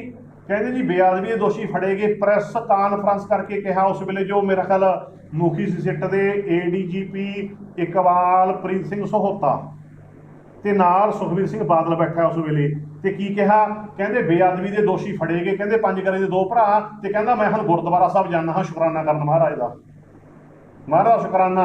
ਜਦੋਂ ਪਹਿਲੀਆਂ ਸਾਰੀਆਂ ਗੱਲਾਂ ਗਲਤ ਹੋ ਗਈਆਂ, ਵਿਦੇਸ਼ੀ ਫੰਡ ਵਾਲੀਆਂ, ਪੰਚਾਇਤਾਂ ਕੋਲੇ ਮੰਨ ਕੇ ਵਾਲੀਆਂ, ਤੇ ਆਹ ਕੁਝ ਕੀਤਾ, ਉਸ ਤੋਂ ਬਾਅਦ ਅਸੀਂ ਇਹ ਮੋਰਚਾ ਸ਼ੁਰੂ ਕੀਤਾ ਸੀ ਵੀ ਇਹਨਾਂ ਨੂੰ ਵੀ ਛੱਡੋ, ਨਾਲੇ ਮੰਗ ਸ਼ੁਰੂ ਕੀਤੀ ਸੀ ਅਸੀਂ ਵੀ ਨਜਾਇਜ਼ ਕੇਸ ਪਾਇਆ ਜਾ ਰਿਹਾ। ਸਾਰੇ ਪਹਿਲਾਂ ਦੇ ਗੱਪ ਨਿਕਲ ਚੁੱਕਾ ਜੀ ਤੁਹਾਡੇ। ਤੁਸੀਂ ਪ੍ਰੈਸ ਕਾਨਫਰੰਸ ਕਰਕੇ ਕਿੱਡਾ ਵੱਡਾ ਝੂਠ ਬੋਲਿਆ ਉਸ ਵੇਲੇ, ਜਦ ਕਿ ਫੋਨ ਦੀ ਤੁਹਾਨੂੰ ਅੰਦਰ ਖਾਤੇ ਗੱਲ ਕਲੀਅਰ ਹੋ ਗਈ ਸਾਰੀ ਵੀ ਫੋਨ ਦੇ ਉੱਤੇ ਕੀ ਗੱਲਬਾਤ ਸੀ। ਇਹ ਅੰਦਰ ਖਾਤੇ ਪੁਲਿਸ ਅਫਸਰ ਨੇ ਕਲੀਅਰ ਕਰ ਚੁੱਕੇ ਸੀ ਸਾਰਾ ਕੁਝ। ਇਹ ਨਹੀਂ ਵੀ ਦੇਰ ਲੱਗਦੀ ਹੁੰਦੀ ਆਪਣੀ ਫੋਨ ਨੂੰ। ਫਿਰ ਉਸ ਤੋਂ ਬਾਅਦ ਕੀ ਹੋਇਆ, ਜਿਹੜੇ ਅੱਜ ਗੱਲਾਂ ਕਰਦੇ ਨੇ ਵੀ ਦੋਸ਼ੀ ਨੇ ਜੀ, ਧਰਨੇ ਵਾਲੇ ਦੋਸ਼ੀ ਨੇ ਜੀ, ਅੱਜ ਕਿਹਾ ਜਾ ਰਿਹਾ ਨਾ ਧਰਨੇ ਵਾਲੇ ਦੋਸ਼ੀ। ਜਗੀਰ ਕੌਰ ਵੀ ਗੱਲ ਕਹਿੰਦੀ ਹੈ। ਮੈਂ ਪੁੱਛਣਾ ਚਾਹੁੰਦਾ, ਜੋਰਾ ਸਿੰਘ ਕਮਿਸ਼ਨ ਤੁਸੀਂ ਬਣਾਇਆ ਸੀ ਨਾ, ਤੇ ਜੋਰਾ ਸਿੰਘ ਕਮਿਸ਼ਨ ਦੀ ਰਿਪੋਰਟ ਤੁਹਾਡੇ ਆ ਬਣਾਇਆ ਕਮਿਸ਼ਨ, ਬਾਦਲ ਸਰਕਾਰ ਵਾਲਾ, ਤੁਸੀਂ ਰਿਪੋਰਟ ਕਰ ਦਿੰਦੇ ਜਾਰੀ ਹੋ, ਕੀ ਗੱਲ? ਜੋਰਾ ਸਿੰਘ ਕਮਿਸ਼ਨ, ਜੋਰਾ ਸਿੰਘ ਤਾਂ ਹੁਣ ਮਗਰੋਂ ਵੀ ਬਿਆਨ ਦਿੰਦਾ ਹੈ, ਕਹਿੰਦੇ ਉਹ ਸਰਕਾਰ ਤਾਂ ਕਹਿੰਦੇ ਇਹ ਮਾਮਲਾ ਹੱਲ ਕਰਨਾ ਚਾਹੁੰਦੀ ਹੀ ਨਹੀਂ ਸੀਗੀ। ਜੋਰਾ ਸਿੰਘ ਅੱਜ ਕਹਿ ਰਿਹਾ, ਜਸਟਿਸ ਜੋਰਾ ਸਿੰਘ ਜੀ ਅੱਜ ਕਹਿ ਰਹੇ ਨੇ ਅੱਜ, ਤੇ ਉਹ ਤੁਸੀਂ ਕਿਉਂ ਨਹੀਂ ਜਾਰੀ ਕੀਤੀ? ਉਹ ਕਰ ਦਿੰਦੇ। ਉਸ ਤੋਂ ਬਾਅਦ ਜਸਟਿਸ ਅਜੀਤ ਸਿੰਘ ਕਮਿਸ਼ਨ ਬਣਿਆ, ਕਿੰਨੀਆਂ ਸਿੱਟਾਂ ਬਣੀਆਂ, ਧਰਨੇ ਵਾਲਿਆਂ ਨੂੰ ਕਿਹਨੇ ਦੋਸ਼ੀ ਮੰਨਿਆ ਦੱਸੋ? ਧਰਨਾਕਾਰੀਆਂ ਨੂੰ, ਪ੍ਰਚਾਰਕਾਂ ਨੂੰ ਤੁਸੀਂ ਕੋਈ ਖੌਤੀ ਪ੍ਰਚਾਰਕਾ ਦੱਸ ਦਿਓ, ਕੋਈ ਕੁਛ ਦੱਸ ਦਿਓ, ਤੇ ਉਹਨੂੰ ਦੱਸੋ ਮੈਨੂੰ ਕਿਹਨੇ, ਕਿਹੜੀ ਸਿੱਟ ਨੇ, ਕਿਹੜੇ ਕਮਿਸ਼ਨ ਨੇ ਦੋਸ਼ੀ ਮੰਨਿਆ ਕਿਸੇ ਧਰਨਾਕਾਰੀ ਨੂੰ ਅੱਜ ਤੱਕ ਦੱਸੋ, ਜਿੰਨੀਆਂ ਹੁਣ ਤੱਕ ਜਾਂਚਾਂ ਹੋ ਗਈਆਂ। ਕਿਤੇ ਆਇਆ ਕਿਸੇ ਦਾ ਕੋਈ ਕਸੂਰ? ਸੋ ਕਿੱਡਾ ਵੱਡਾ ਕਹਿਣ ਦਾ ਭਾਵ, ਬਾਰ-ਬਾਰ ਕਿੱਡਾ ਵੱਡਾ ਝੂਠ ਬੋਲਿਆ ਜਾ ਰਿਹਾ ਹੈ। ਸੋ ਇਹ ਸਾਰੇ ਝੂਠ ਹੈ ਜਿਹੜੇ, ਇਹਨਾਂ ਤੋਂ ਅਸੀਂ ਸੰਗਤਾਂ ਨੂੰ ਸੁਚੇਤ ਕਰਦੇ ਹਾਂ। ਤੇ ਮੈਨੂੰ ਸਮਝ ਨਹੀਂ ਆਉਂਦੀ ਵੋਟਾਂ ਵੇਲੇ ਆ ਕੇ ਇਹਨਾਂ ਵੱਲੋਂ ਜਥੇਦਾਰ ਇੱਕ ਦਿਨ ਪਹਿਲਾਂ ਬਿਆਨ ਦੇ ਰਿਹਾ ਕਿ ਇਹਦਾ ਜੀ ਰਾਜਨੀਤੀਕਰਨ ਨਾ ਕੀਤਾ ਜਾਵੇ, ਤੇ ਆਪ ਹੀ ਅਕਾਲ ਤਖ਼ਤ ਸਾਹਿਬ ਦੀ ਮਾਨਸਾ ਤੇ ਇਕੱਠੇ ਹੋ ਕੇ ਇੱਕ ਰਾਜਨੀਤਿਕ ਦਲ ਦੇ ਬੁਲਾਰੇ ਬਣ ਗਏ। ਆ ਬੁਲਾਰੇ ਬਣ ਕੇ ਬੋਲ ਰਹੇ ਅਕਾਲ ਤਖ਼ਤ ਸਾਹਿਬ ਤੇ ਅਕਾਲੀ ਦਲ ਬਾਦਲ ਦੇ ਬੀਬੀ ਜੰਗੀਰ ਕੌਰ ਜਿਹੜੀ ਕਹਿੰਦੀ ਪ੍ਰਧਾਨ ਸ਼੍ਰੋਮਣੀ ਕਮੇਟੀ, ਆ ਜਥੇਦਾਰ ਹਰਪ੍ਰੀਤ ਸਿੰਘ ਤੇ ਸਾਬਕਾ ਆਈਜੀ ਖੱਟੜਾ ਬੋਲ ਰਹੇ ਨੇ ਅਕਾਲ ਸਾਹਿਬ ਤੇ ਖੜ ਕੇ, ਤੇ ਬੁਲਾਰੇ ਬਣ ਰਹੇ ਨੇ ਬਾਦਲ ਅਕਾਲੀ ਦਲ ਦੇ। ਐਡੇ ਪਵਿੱਤਰ ਸਥਾਨ ਦੇ ਉੱਤੇ ਖੜ ਕੇ, ਕਿਤੇ ਹੋਰ ਕਰ ਲੈਂਦੇ ਸੀ ਮੀਟਿੰਗ, ਕਿਤੇ ਮੀਟਿੰਗ ਹੋਰ ਕਰ ਲੈਣੀ ਸੀ, ਐਡੇ ਪਵਿੱਤਰ ਸਥਾਨ ਦੇ ਉੱਤੇ ਖੜ ਕੇ ਤਾਂ ਝੂਠ ਤੂਫਾਨ ਨਾ ਬੋਲਦੇ, ਕੁਫਰ ਨਾ ਤੋਲਦੇ। ਇਹ ਤਾਂ ਸ਼ਰਮ ਮੰਨਣੀ ਚਾਹੀਦੀ ਸੀ। ਸੋ ਇਹ ਨੁਕਤੇ ਆ ਜਿਹੜੇ ਤੁਹਾਡੇ ਨਾਲ ਮੈਂ ਸਾਂਝੇ ਕੀਤੇ ਨੇ, ਤੇ ਨਾਲ ਕੋਈ ਨੁਕਤਾ ਸਿੰਘ ਮੈਨੂੰ ਰਹਿ ਗਿਆ ਤਾਂ ਮੈਨੂੰ ਧਿਆਨ ਚ ਕਰਾ ਦਿਓ। ਜਿਹੜਾ 295 ਹਾਂ, ਇੱਕ ਹੋਰ ਰਿਹਾ ਨੁਕਤਾ, ਮੈਨੂੰ ਸਤਨਾਮ ਸਿੰਘ ਯਾਦ ਕਰਾਤਾ। ਅੱਜ ਥੱਲੇ ਬੈਠਾ ਇੱਕ ਵੀਡੀਓ ਦੇਖਣ ਚ ਆਈ, ਹਰਪ੍ਰੀਤ ਸਿੰਘ ਬੋਲਦਾ ਹੈ ਇਹਨਾਂ ਦੀ ਇਹ 295 ਦਾ ਕੇਸ ਨਹੀਂ ਦਰਜ ਹੋਣਾ ਚਾਹੀਦਾ। ਕਿੰਨਾਂ ਦੇ ਉੱਤੇ? ਪਹਿਲਾਂ ਸਿੱਧ ਕਰੋ, ਜੋ ਕਿਹਾ ਸਿੱਧ ਕਰੋ, ਜੋ ਕਿਹਾ ਉਹ ਆਪਣੀ ਗੱਲ ਸਾਰੀ ਦੱਸ ਚੁੱਕੇ ਨੇ। ਪਹਿਲਾਂ ਤਾਂ ਜੋ ਕਿਹਾ ਉਹ ਸਿੱਧ ਕੀਤਾ ਜਾਵੇ। ਕਿਹੜਾ 200? ਮੈਂ ਪੁੱਛਣਾ ਚਾਹੁੰਦਾ ਜਥੇਦਾਰ ਹਰਪ੍ਰੀਤ ਸਿੰਘ ਨੂੰ ਵੀ 328 ਸਰੂਪ ਉਹ 295 ਦੇ ਪਰਚੇ ਕਿਹਦੇ ਦਰਜ ਕਰੋਗੇ? ਇੱਕ ਨੇ ਤਾਂ ਵੇਚੇ ਨਹੀਂ, ਉਹ ਮਹਾਰਾਜ ਦੇ ਸਰੂਪ ਹੀ ਵੇਚਤੇ।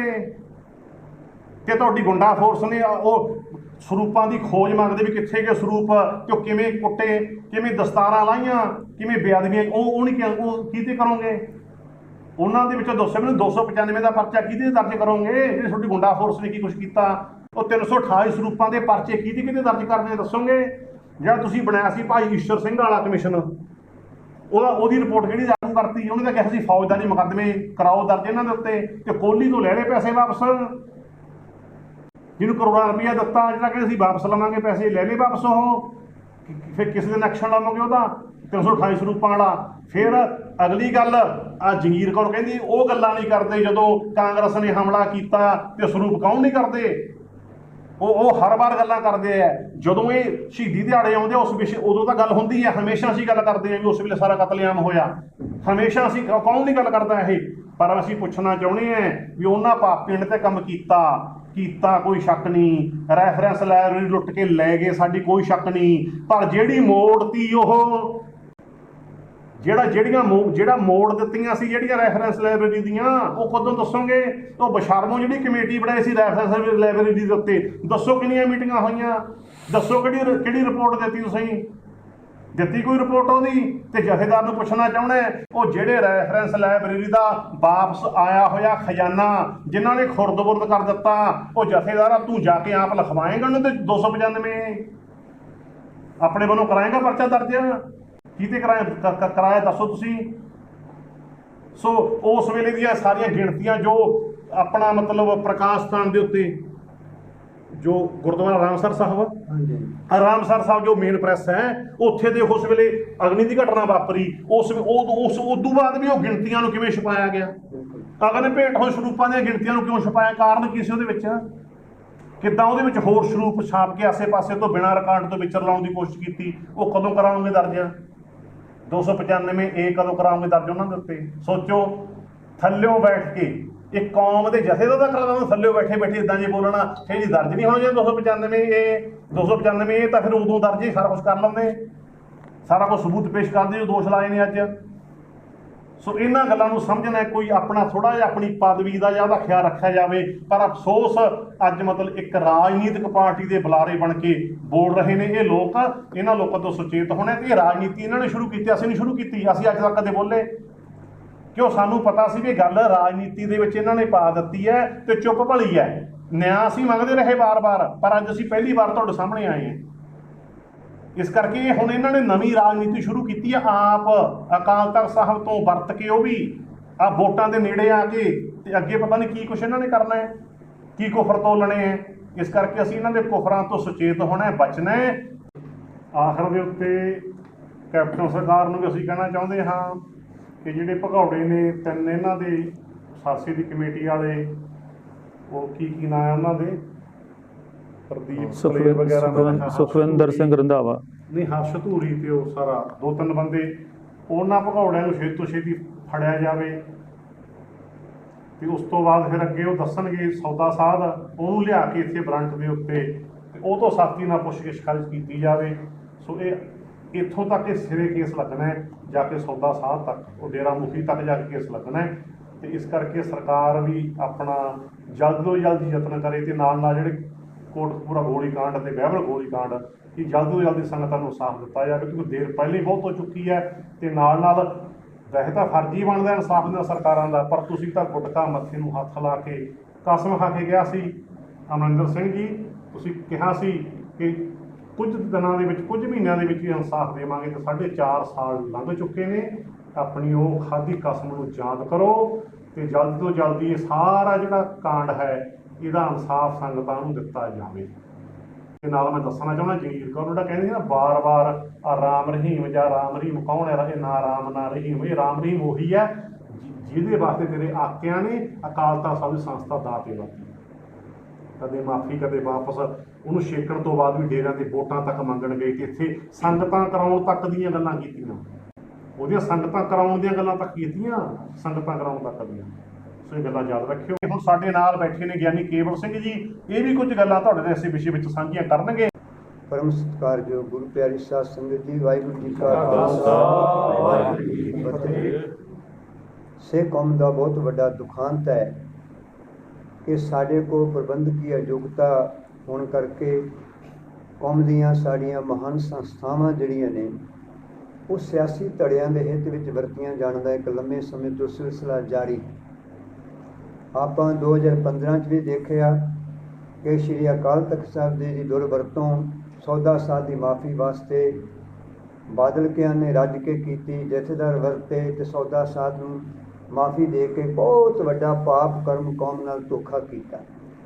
ਉਸ ਤੋਂ ਬਾਅਦ ਜਦੋਂ ਸ਼੍ਰੀ ਗੁਰੂ ਗ੍ਰੰਥ ਸਾਹਿਬ ਸੱਚੇ ਪਾਤਸ਼ਾਹ ਦੇ ਪਾਵਨ ਸਰੂਪ ਦੀ ਬੇਅਦਬੀ ਕੀਤੀ ਜਾਂਦੀ ਹੈ ਤਾਂ ਉਸ ਮੌਕੇ ਗੁਰੂ ਕੀ ਸੰਗਤ ਨੇ ਗੁਰੂ ਦੇ ਸਨਮਾਨ ਵਿੱਚ ਕੋਟਕਪੂਰਾ ਚੌਂਕ ਦੇ ਵਿੱਚ 12 ਅਕਤੂਬਰ ਨੂੰ ਭਾਈ ਪੰਥਪ੍ਰੀਤ ਸਿੰਘ ਜੀ, ਭਾਈ ਰਣਜੀਤ ਸਿੰਘ ਜੀ ਤੇ ਹੋਰ ਪ੍ਰਚਾਰਕਾਂ ਨੂੰ ਨਾਲ ਲੈ ਕੇ, ਸੰਗਤ ਨੂੰ ਨਾਲ ਲੈ ਕੇ ਆਪਣੀ ਇੱਕ ਭਾਵਨਾਵਾਂ ਦਾ ਪ੍ਰਗਟਾਵਾ, ਗੁਰੂ ਦੇ ਹਿੱਤ ਦਾ ਪ੍ਰਗਟਾਵਾ ਕਰਨ ਦੇ ਲਈ ਉੱਥੇ ਬੈਠੇ ਸਨ। ਸਾਨੂੰ ਜਦੋਂ ਖਬਰ ਮਿਲਦੀ ਹੈ ਉਹ 12 ਤਰੀਕ ਰਾਤ ਨੂੰ ਸਾਨੂੰ ਪਤਾ ਲੱਗਦਾ ਹੈ, ਦਾਸ ਲੁਧਿਆਣੇ ਸੀ, ਭਾਈ ਸਰਬਜੀਤ ਸਿੰਘ ਧੁੰਦਾ ਜੀ, ਅਸੀਂ ਲੁਧਿਆਣੇ ਸੀ, ਉੱਥੇ ਪਤਾ ਲੱਗਿਆ ਇਸ ਤਰ੍ਹਾਂ ਕਰਕੇ ਅੱਜ ਬਹੁਤ ਵੱਡਾ ਭਾਣਾ ਵਾਪਰੇ, ਵਰਤਾਇਆ ਗਿਆ ਹੈ। ਤਾਂ ਅਸੀਂ ਉਸੇ ਵੇਲੇ ਫੈਸਲਾ ਕੀਤਾ ਕਿ ਅਸੀਂ ਸਵੇਰੇ ਧਰਨੇ ਵਿੱਚ ਰਾਤੋਂ ਰਾਤ ਜਾਈਏ, ਪਰ ਸਾਨੂੰ ਪਤਾ ਲੱਗ ਗਿਆ ਕਿ ਪੁਲਿਸ ਨੇ ਜਿੰਨੇ ਵੀ ਸੰਗਤ ਬੈਠੀ ਸੀ ਉਹਨੂੰ ਜ਼ਬਰਦਸਤੀ ਰਾਤ ਨੂੰ ਚੁੱਕ ਲਿਆ ਤੇ ਚੁੱਕ ਕੇ ਵੱਖ-ਵੱਖ ਥਾਣਿਆਂ ਦੇ ਵਿੱਚ ਜਾ ਕੇ ਉਹਨਾਂ ਨੂੰ ਪਰੇਸ਼ਾਨ ਕੀਤਾ ਜਾ ਰਿਹਾ। ਅਸੀਂ ਸਵੇਰੇ ਸੰਪਰਕ ਕੀਤਾ ਭਾਈ ਪੰਥਪ੍ਰੀਤ ਸਿੰਘ ਜੀ ਨਾਲ, ਤਾਂ ਇਹ ਉਸ ਮੌਕੇ ਮਮਦੋਟ ਥਾਣੇ 'ਚ ਬੋਲ ਰਹੇ ਸਨ ਕਿ ਮੈਨੂੰ ਤੇ ਰਾਤ ਇੱਥੇ ਲੈ ਆਂਦਾ, ਸਾਥੀ ਇੱਥੇ ਲੈ ਆਂਦੇ ਨੇ, ਤੁਸੀਂ ਸਵੇਰੇ ਆ ਜਾਇਓ। ਅਸੀਂ ਸਵੇਰੇ ਉੱਥੇ ਪਹੁੰਚਦੇ ਹਾਂ। ਦੁਬਾਰਾ ਸੰਗਤ ਨੇ ਫੈਸਲਾ ਕਰਕੇ ਫਿਰ ਬੱਤੀਆਂ ਵਾਲੇ ਚੌਂਕ ਵਿੱਚ ਬਹਿ ਕੇ ਕੋਟਕਪੂਰੇ 'ਚ ਧਰਨਾ ਸ਼ੁਰੂ ਕੀਤਾ। ਅਸੀਂ ਦੇਖਦੇ ਰਹੇ ਹਾਂ ਕਿ ਪੁਲਿਸ ਪ੍ਰਸ਼ਾਸਨ, ਜ਼ਿਲ੍ਹਾ ਪ੍ਰਸ਼ਾਸਨ ਵਾਰ-ਵਾਰ ਆ ਕੇ ਧਰਨਾ ਚੁੱਕਣ ਦੀ ਗੱਲ ਕਰ ਰਿਹਾ ਸੀ, ਪਰ ਸਾਡੇ ਵੱਲੋਂ ਭਾਈ ਪੰਥਪ੍ਰੀਤ ਸਿੰਘ ਜੀ, ਬਾਕੀ ਸਿੰਘ ਇੱਕੋ ਗੱਲ ਕਹਿ ਰਹੇ ਸਨ, ਸਾਡਾ ਧਰਨਾ ਲਾਉਣਾ ਕੋਈ ਸ਼ੌਂਕ ਨਹੀਂ ਹੈ। ਅਸੀਂ ਤੇ ਗੁਰੂ ਦੇ ਅੱਧ ਵਿੱਚ ਬੈਠੇ ਹਾਂ, ਤੁਸੀਂ ਦੋਸ਼ੀ ਫੜ ਕੇ ਜੇਲ੍ਹ 'ਚ ਬੰਦ ਕਰ ਦਿਓ, ਅਸੀਂ ਅਰਦਾਸ ਕਰਕੇ ਉੱਠ ਕੇ ਘਰਾਂ ਨੂੰ ਚਲੇ ਜਾਵਾਂਗੇ, ਸਾਡਾ ਕੋਈ ਇਸ ਤਰ੍ਹਾਂ ਦਾ ਨਹੀਂ ਹੈ। ਪਰ ਉਸ ਮੌਕੇ 'ਤੇ ਰੋਸ ਜ਼ਰੂਰ ਸੀ ਸਾਰੀ ਸੰਗਤ ਦੇ ਮਨ ਵਿੱਚ ਕਿ ਕਮਾਲ ਦੀ ਗੱਲ ਹੈ, ਸੌਦਾ ਸਾਧ ਦੇ ਚੇਲੇ ਰੋਸ ਧਰਨਾ ਕਰਨ, ਰੇਲਵੇ ਲਾਈਨਾਂ ਜਾਮ ਕਰ ਦੇਣ, ਫਿਲਮ ਦੇ ਜਿਹੜੇ ਪੋਸਟਰ ਨੇ ਉਹਨਾਂ ਦੀ ਰਾਖੀ ਲਈ ਵੀ ਪੰਜਾਬ ਦੀ ਪੁਲਿਸ ਲੱਗ ਸਕਦੀ ਹੈ, ਉੱਥੇ ਕੋਈ ਲਾਠੀ ਚਾਰਜ ਨਹੀਂ ਹੁੰਦਾ, ਕੋਈ ਉਹਨਾਂ ਨੂੰ ਕੁਝ ਨਹੀਂ ਕਹਿੰਦਾ। ਪਰ ਜਦੋਂ ਸ਼੍ਰੀ ਗੁਰੂ ਗ੍ਰੰਥ ਸਾਹਿਬ ਸਤਿਕਾਰ ਦੀ ਸੰਗਤ ਬੈਠਦੀ ਹੈ ਤਾਂ ਉਹਨਾਂ ਨਾਲ ਇਸ ਤਰ੍ਹਾਂ ਦਾ ਉਹ ਘਿਨਾਉਣਾ ਪਾਪ ਕਮਾਇਆ ਜਾਂਦਾ ਹੈ ਜਿਹੜਾ ਕਦੇ ਵੀ ਮਾਫ ਨਹੀਂ ਕੀਤਾ ਜਾ ਸਕਦਾ। ਹੁਣ ਅਫਸੋਸ ਇਸ ਗੱਲ ਦਾ ਹੈ ਕਿ 17 ਤੋਂ ਲੈ ਕੇ 15 ਤੋਂ ਲੈ ਕੇ 17 ਤੱਕ ਬਾਦਲ ਕਿਆਂ ਦੀ ਸਰਕਾਰ ਰਹੀ, ਕੋਈ ਵੀ ਦੋਸ਼ੀ ਫੜ ਕੇ ਉਹਦੇ ਸਾਹਮਣੇ ਜੋ ਕੁਝ ਕਰਨਾ ਚਾਹੀਦਾ ਸੀ ਪੰਥ ਹਿੱਤ ਵਿੱਚ, ਗੁਰੂ ਹਿੱਤ ਵਿੱਚ, ਬਾਦਲ ਕਿਆਂ ਨੇ ਬਿਲਕੁਲ ਨਹੀਂ ਕੀਤਾ, ਨਾ ਕਰਨ ਦਿੱਤਾ। ਆਪਾਂ ਸਾਰੇ ਜਾਣਦੇ ਹਾਂ ਜਸਟਿਸ ਜੋਰਾ ਸਿੰਘ ਦਾ ਕਮਿਸ਼ਨ ਬਣਿਆ, ਦਾਸ ਜਦੋਂ ਉੱਥੇ ਉਹਨਾਂ ਕੋਲ ਗਵਾਹੀ ਦੇਣ ਲਈ ਗਿਆ ਤੇ ਦਾਸ ਨੇ ਕਿਹਾ ਸੀ ਕਿ ਜੱਜ ਸਾਹਿਬ ਮਨ ਨਹੀਂ ਕਰਦਾ ਗਵਾਹੀ ਦਈਏ, ਕਿਉਂਕਿ ਸਾਨੂੰ ਪਤਾ ਹੈ ਤੁਹਾਡੀ ਰਿਪੋਰਟ ਵਿੱਚੋਂ ਨਿਕਲਣਾ ਕੁਝ ਨਹੀਂ, ਕੌਮ ਦੀ ਝੋਲੀ ਫਿਰ ਖਾਲੀ ਦੀ ਖਾਲੀ ਰਹਿ ਜਾਣੀ ਹੈ। ਤੇ ਉਹਨਾਂ ਨੇ ਵਿਸ਼ਵਾਸ ਦਿਵਾਇਆ ਸੀ ਕਿ ਮੈਂ ਇਮਾਨਦਾਰੀ ਨਾਲ ਕਹਿੰਦਾ ਹਾਂ ਕਿ ਮੈਂ ਸੱਚ ਤੇ ਹੱਕ ਦੀ ਗੱਲ ਕਰਾਂਗਾ, ਦੁੱਧ ਦਾ ਦੁੱਧ, ਪਾਣੀ ਦਾ ਪਾਣੀ ਕਰਾਂਗਾ, ਤੁਸੀਂ ਮੇਰਾ ਸਹਿਯੋਗ ਕਰੋ। ਅਸੀਂ ਬਿਆਨ ਦੇ ਕੇ ਆਏ ਸੀ। ਉਦੋਂ ਫਿਰ ਦੁੱਖ ਹੋਇਆ ਜਦੋਂ ਜੱਜ ਜੀ ਰਿਪੋਰਟ ਤਿਆਰ ਕਰਕੇ ਸੈਕਟਰੀਏਟ ਦੇ ਅੰਦਰ ਲੈ ਕੇ ਜਾਂਦੇ ਨੇ, ਕੋਈ ਵੀ ਸਮੇਂ ਦੀ ਸਰਕਾਰ ਦਾ ਮੰਤਰੀ ਜਾਂ ਮੁੱਖ ਸਕੱਤਰ ਜ਼ਿੰਮੇਵਾਰ ਆ ਕੇ ਉਸ ਕਮਿਸ਼ਨ ਦੇ ਮੁਖੀ ਦਾ ਕੋਈ ਸਤਿਕਾਰ ਨਾਲ ਰਿਪੋਰਟ ਵੀ ਨਹੀਂ ਲੈਂਦੇ। ਇਹ ਤੋਂ ਵੱਡਾ ਧੋਖਾ ਸ਼੍ਰੀ ਗੁਰੂ ਗ੍ਰੰਥ ਸਾਹਿਬ ਦੇ ਪ੍ਰਤੀ, ਇਨਸਾਫ ਦੇ ਪ੍ਰਤੀ ਕੌਮ ਨਾਲ ਕੋਈ ਹੋ ਨਹੀਂ ਸਕਦਾ ਜਿਹੜਾ ਇਹਨਾਂ ਨੇ ਉਸ ਮੌਕੇ 'ਤੇ ਕਮਾਇਆ। ਉਸ ਤੋਂ ਬਾਅਦ ਅਸੀਂ ਦੇਖ ਰਹੇ ਹਾਂ ਕਿ ਅੱਜ ਫਿਰ 17 ਤੋਂ ਲੈ ਕੇ ਅੱਜ 21 ਦਾ ਸਮਾਂ ਆ ਗਿਆ, ਨਵੀਂ ਸਰਕਾਰ ਵਾਅਦਾ ਕਰਕੇ ਆਈ, ਅੱਜ 4.5 ਸਾਲ ਤੋਂ ਵੱਧ ਸਮਾਂ ਬੀਤ ਗਿਆ, ਕੌਮ ਦੀ ਝੋਲੀ ਅੱਜ ਫਿਰ ਖਾਲੀ ਦੀ ਖਾਲੀ ਹੈ। ਕਮਿਸ਼ਨ ਤੇ ਕਮਿਸ਼ਨ ਸਿੱਟ ਤੇ ਸਿੱਟ ਬੈਠਦੇ। ਪਰ ਉਦੋਂ ਸਾਨੂੰ ਜ਼ਿਆਦਾ ਦੁੱਖ ਲੱਗਿਆ ਜਦੋਂ 22 ਦੀ ਚੋਣਾਂ ਦੇ ਬਿਗਲ ਵਗ ਚੁੱਕੇ ਨੇ, ਸਾਰੀਆਂ ਧਿਰਾਂ ਸੱਤਾ ਖੋਹਣ ਦੇ ਲਈ ਭੱਜ ਉੱਠੀਆਂ ਨੇ, ਤਾਂ ਅਕਾਲ ਤਖ਼ਤ ਦੇ ਉੱਤੇ 26 ਜੁਲਾਈ ਨੂੰ ਇਕੱਤਰਤਾ ਕੀਤੀ ਜਾਂਦੀ। ਇਹ ਇਕੱਤਰਤਾ 18 ਤੋਂ ਜੋ ਭਾਈ ਹਰਪ੍ਰੀਤ ਸਿੰਘ ਜੀ ਆਏ ਨੇ ਤੇ 21 ਤੱਕ ਪਹਿਲਾਂ ਕਿਉਂ ਨਹੀਂ ਕੀਤੀਆਂ ਗਈਆਂ? ਕਿ ਉਦੋਂ ਇਹਨਾਂ ਨੂੰ ਦੁੱਖ ਨਹੀਂ ਸੀ? ਕਿ ਉਦੋਂ ਬੇਅਦਬੀ ਦਾ ਕੌਮ ਦੇ ਰੋਸ ਨਹੀਂ ਸੀ? ਅੱਜ ਵੱਡੇ ਸਵਾਲ ਨੇ ਕਿ ਇਸ ਮੌਕੇ 'ਤੇ ਇਕੱਤਰਤਾ ਕਰਨ ਦਾ ਕੀ ਕਾਰਨ ਹੈ? ਬਹੁਤ ਵੱਡਾ ਕਾਰਨ ਹੈ ਅਸੀਂ ਜੋ ਮੰਨਦੇ ਹਾਂ ਕਿ ਬਾਦਲ ਕਿਆਂ ਦੀ ਡਿੱਗੀ ਹੋਈ ਸ਼ਾਖ, ਕਿਉਂਕਿ 17 ਵਿੱਚ ਪੰਜਾਬ ਵਾਸੀਆਂ ਨੇ ਉਹਨਾਂ ਨੂੰ ਬੇਅਦਬੀ ਦਾ ਸਬਕ ਸਿਖਾਇਆ ਸੀ, 22 ਵਿੱਚ ਸਿਖਾਉਣ ਲਈ ਤਿਆਰ ਬੈਠੇ ਨੇ। ਪੰਜਾਬ ਦਾ ਕੋਈ ਬੰਦਾ, ਪੰਜਾਬ ਦੇ ਵੋਟਰ ਮੂੰਹ ਲਾਉਣ ਲਈ ਤਿਆਰ ਨਹੀਂ, ਤਾਂ ਅਕਾਲ ਤਖ਼ਤ ਦੇ ਦੁਰਵਰਤੋਂ ਕਰਨ ਦੇ ਲਈ ਅੱਜ ਫਿਰ ਉਹਨਾਂ ਨੇ ਹਰਪ੍ਰੀਤ ਸਿੰਘ ਨੂੰ ਮੋਹਰਾ ਬਣਾਇਆ। ਬੜਾ ਅਫਸੋਸ ਹੁੰਦਾ ਹੈ ਜਦੋਂ ਉੱਥੇ ਖੱਟੜੇ ਵਰਗਾ ਸਾਬਕਾ ਪੁਲਿਸ ਅਧਿਕਾਰੀ ਜਿਹੜਾ ਉਸ ਸਮੇਂ ਆਸੇ-ਪਾਸੇ ਧਰਨੇ ਇੱਥੇ ਘੁੰਮਦਾ ਸੀ ਕੋਟਕਪੂਰੇ, ਜਿਹਦੇ ਕੋਲ ਜ਼ਿੰਮੇਵਾਰੀ ਸੀ, ਉਹਨਾਂ ਨੇ ਗਲਤ ਤੌਰ 'ਤੇ ਭਾਈ ਰੁਪਿੰਦਰ ਸਿੰਘ ਜੀ ਨੂੰ ਤੇ ਭਾਈ ਜਸਵਿੰਦਰ ਸਿੰਘ ਜੀ ਨੂੰ ਦੋਸ਼ੀ ਬਣਾਉਣ ਦੇ ਲਈ ਉਸ ਸਮੇਂ ਦੀ ਪੁਲਿਸ ਨੇ ਜੋ ਕਾਰਾ ਕੀਤਾ, ਉਹਦਾ ਜਵਾਬ ਉਹਨਾਂ ਨੂੰ ਆਪੇ ਹੀ ਮਿਲ ਗਿਆ ਜਦੋਂ ਨਾ ਪੈਸੇ ਬਾਹਰੋਂ ਆਏ ਸਨ, ਨਾ ਉਹਨਾਂ ਦਾ ਕੋਈ ਦੋਸ਼ ਸਾਬਤ ਹੋਇਆ। ਉਸ ਤੋਂ ਬਾਅਦ ਅੱਜ ਫਿਰ ਉਹ ਬੰਦਾ ਉੱਥੇ ਜਾ ਕੇ ਜੋ ਬਿਆਨਬਾਜ਼ੀ ਕਰਦਾ ਹੈ, ਜਿਹਦੇ ਬਾਰੇ ਭਾਈ ਸਤਨਾਮ ਸਿੰਘ ਜੀ ਚੰਦੜ ਦੇ ਭਾਈ ਪੰਥਪ੍ਰੀਤ ਸਿੰਘ ਜੀ ਨੇ ਵੀ ਇਸ ਮੌਕੇ 'ਤੇ ਗੱਲ ਕੀਤੀ ਹੈ, ਭਾਈ ਰੁਪਿੰਦਰ ਸਿੰਘ ਜੀ, ਭਾਈ ਬੇਅੰਤ ਸਿੰਘ ਜੀ ਤੇ ਉਹਨਾਂ ਦੇ ਸਹਿਯੋਗੀ ਸਾਥੀ ਪਹਿਲਾਂ ਹੀ ਗੱਲ ਕਰ ਚੁੱਕੇ ਨੇ ਕਿ ਕਿਸੇ ਨੇ ਵੀ ਧੰਨ ਸ਼੍ਰੀ ਗੁਰੂ ਗ੍ਰੰਥ ਸਾਹਿਬ ਜੀ ਦੇ ਪਾਵਨ ਜਿਹੜੇ ਅੰਕ ਸਨ ਉਹਨਾਂ ਨਾਲ ਕਿਸੇ ਤਰ੍ਹਾਂ ਦੀ ਕੋਈ ਛੇੜਛਾੜ ਨਹੀਂ ਕੀਤੇ, ਨਾ ਅਪਮਾਨ ਕੀਤਾ। ਅੱਜ ਇਸ ਤਰ੍ਹਾਂ ਸਾਡੇ ਸਾਹਮਣੇ ਆ ਚੁੱਕਾ ਹੈ ਕਿ ਖੱਟੜਾ ਦੇ ਉਹਨਾਂ ਵਿੱਚ ਇੱਕੋ ਲਾਲਸਾ ਹੈ ਕਿ ਮੈਂ ਆਪਣੇ ਪੁੱਤਰ ਨੂੰ ਚੋਣ ਲੜਾਣੀ। ਇਹਨਾਂ ਨੇ 17 ਦੇ ਵਿੱਚ ਵੀ ਚੋਣ ਲੜਵਾਏ, ਬਾਦਲ ਅਕਾਲੀ ਦਲ ਤੋਂ ਆਪਣੇ ਪੁੱਤਰ ਨੂੰ, ਹੁਣ ਵੀ ਇਹਨਾਂ ਨੇ ਟਿਕਟ ਲੈਣੀ ਹੋਏਗੀ। ਇਸ ਕਾਰਨ ਕਰਕੇ ਅੱਜ ਕੌਮ ਨਾਲ ਫਿਰ ਧਰੋਹ ਕਮਾਉਣ ਦਾ ਵੱਡਾ ਪਾਪ ਕਰ ਰਹੇ ਨੇ।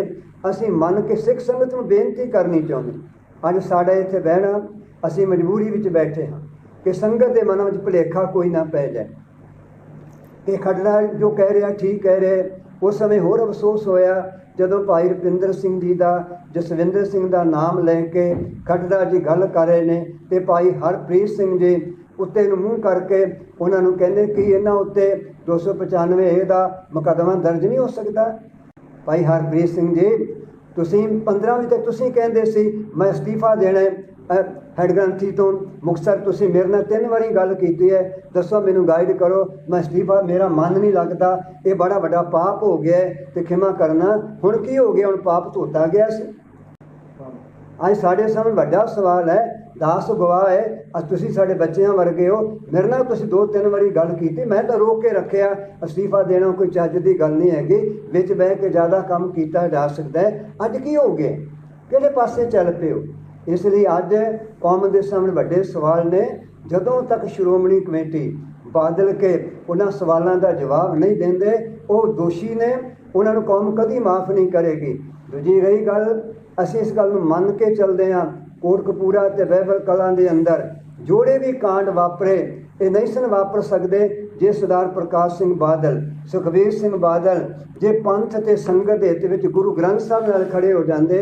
ਇਹਨਾਂ ਦੀ ਮਰਜ਼ੀ ਤੋਂ ਬਗੈਰ ਨਾ ਉਸ ਸਮੇਂ ਦਾ ਜਿਹੜਾ DGP ਸੀ ਉਹ ਗਾੜੀ ਕਿਸੇ ਨੂੰ ਗੋਲੀ ਦਾ ਫਰਮਾਨ ਜਾਰੀ ਕਰ ਸਕਦਾ ਸੀ, ਨਾ ਥੱਲੇ ਖਲੋਤੇ ਹੋਏ IG DIG ਕਿਸੇ ਐਕਸ਼ਨ ਵਿੱਚ ਆ ਸਕਦੇ ਸਨ। ਇਹ ਫੈਸਲਾ ਚੰਡੀਗੜ੍ਹ ਤੋਂ ਹੋਇਆ ਤੇ ਮੁਖੀਆਂ ਨੇ ਕੀਤਾ, ਨਾਲ ਮੁੱਖ ਸਕੱਤਰ ਵੀ ਦੋਸ਼ੀ ਹੈ, DGP ਵੀ ਦੋਸ਼ੀ ਹੈ। ਇਸ ਕਰਕੇ ਇਹ ਤਾਂ ਇਹਨਾਂ ਨੂੰ ਕਟਹਿਰੇ 'ਚ ਖੜਾ ਕਰਨਾ ਚਾਹੀਦਾ ਹੈ। ਸਿੱਟਾਂ ਇਹਨਾਂ ਵਾਲੇ ਪਾਸੇ ਧਿਆਨ ਨਹੀਂ ਦਿੰਦੀਆਂ।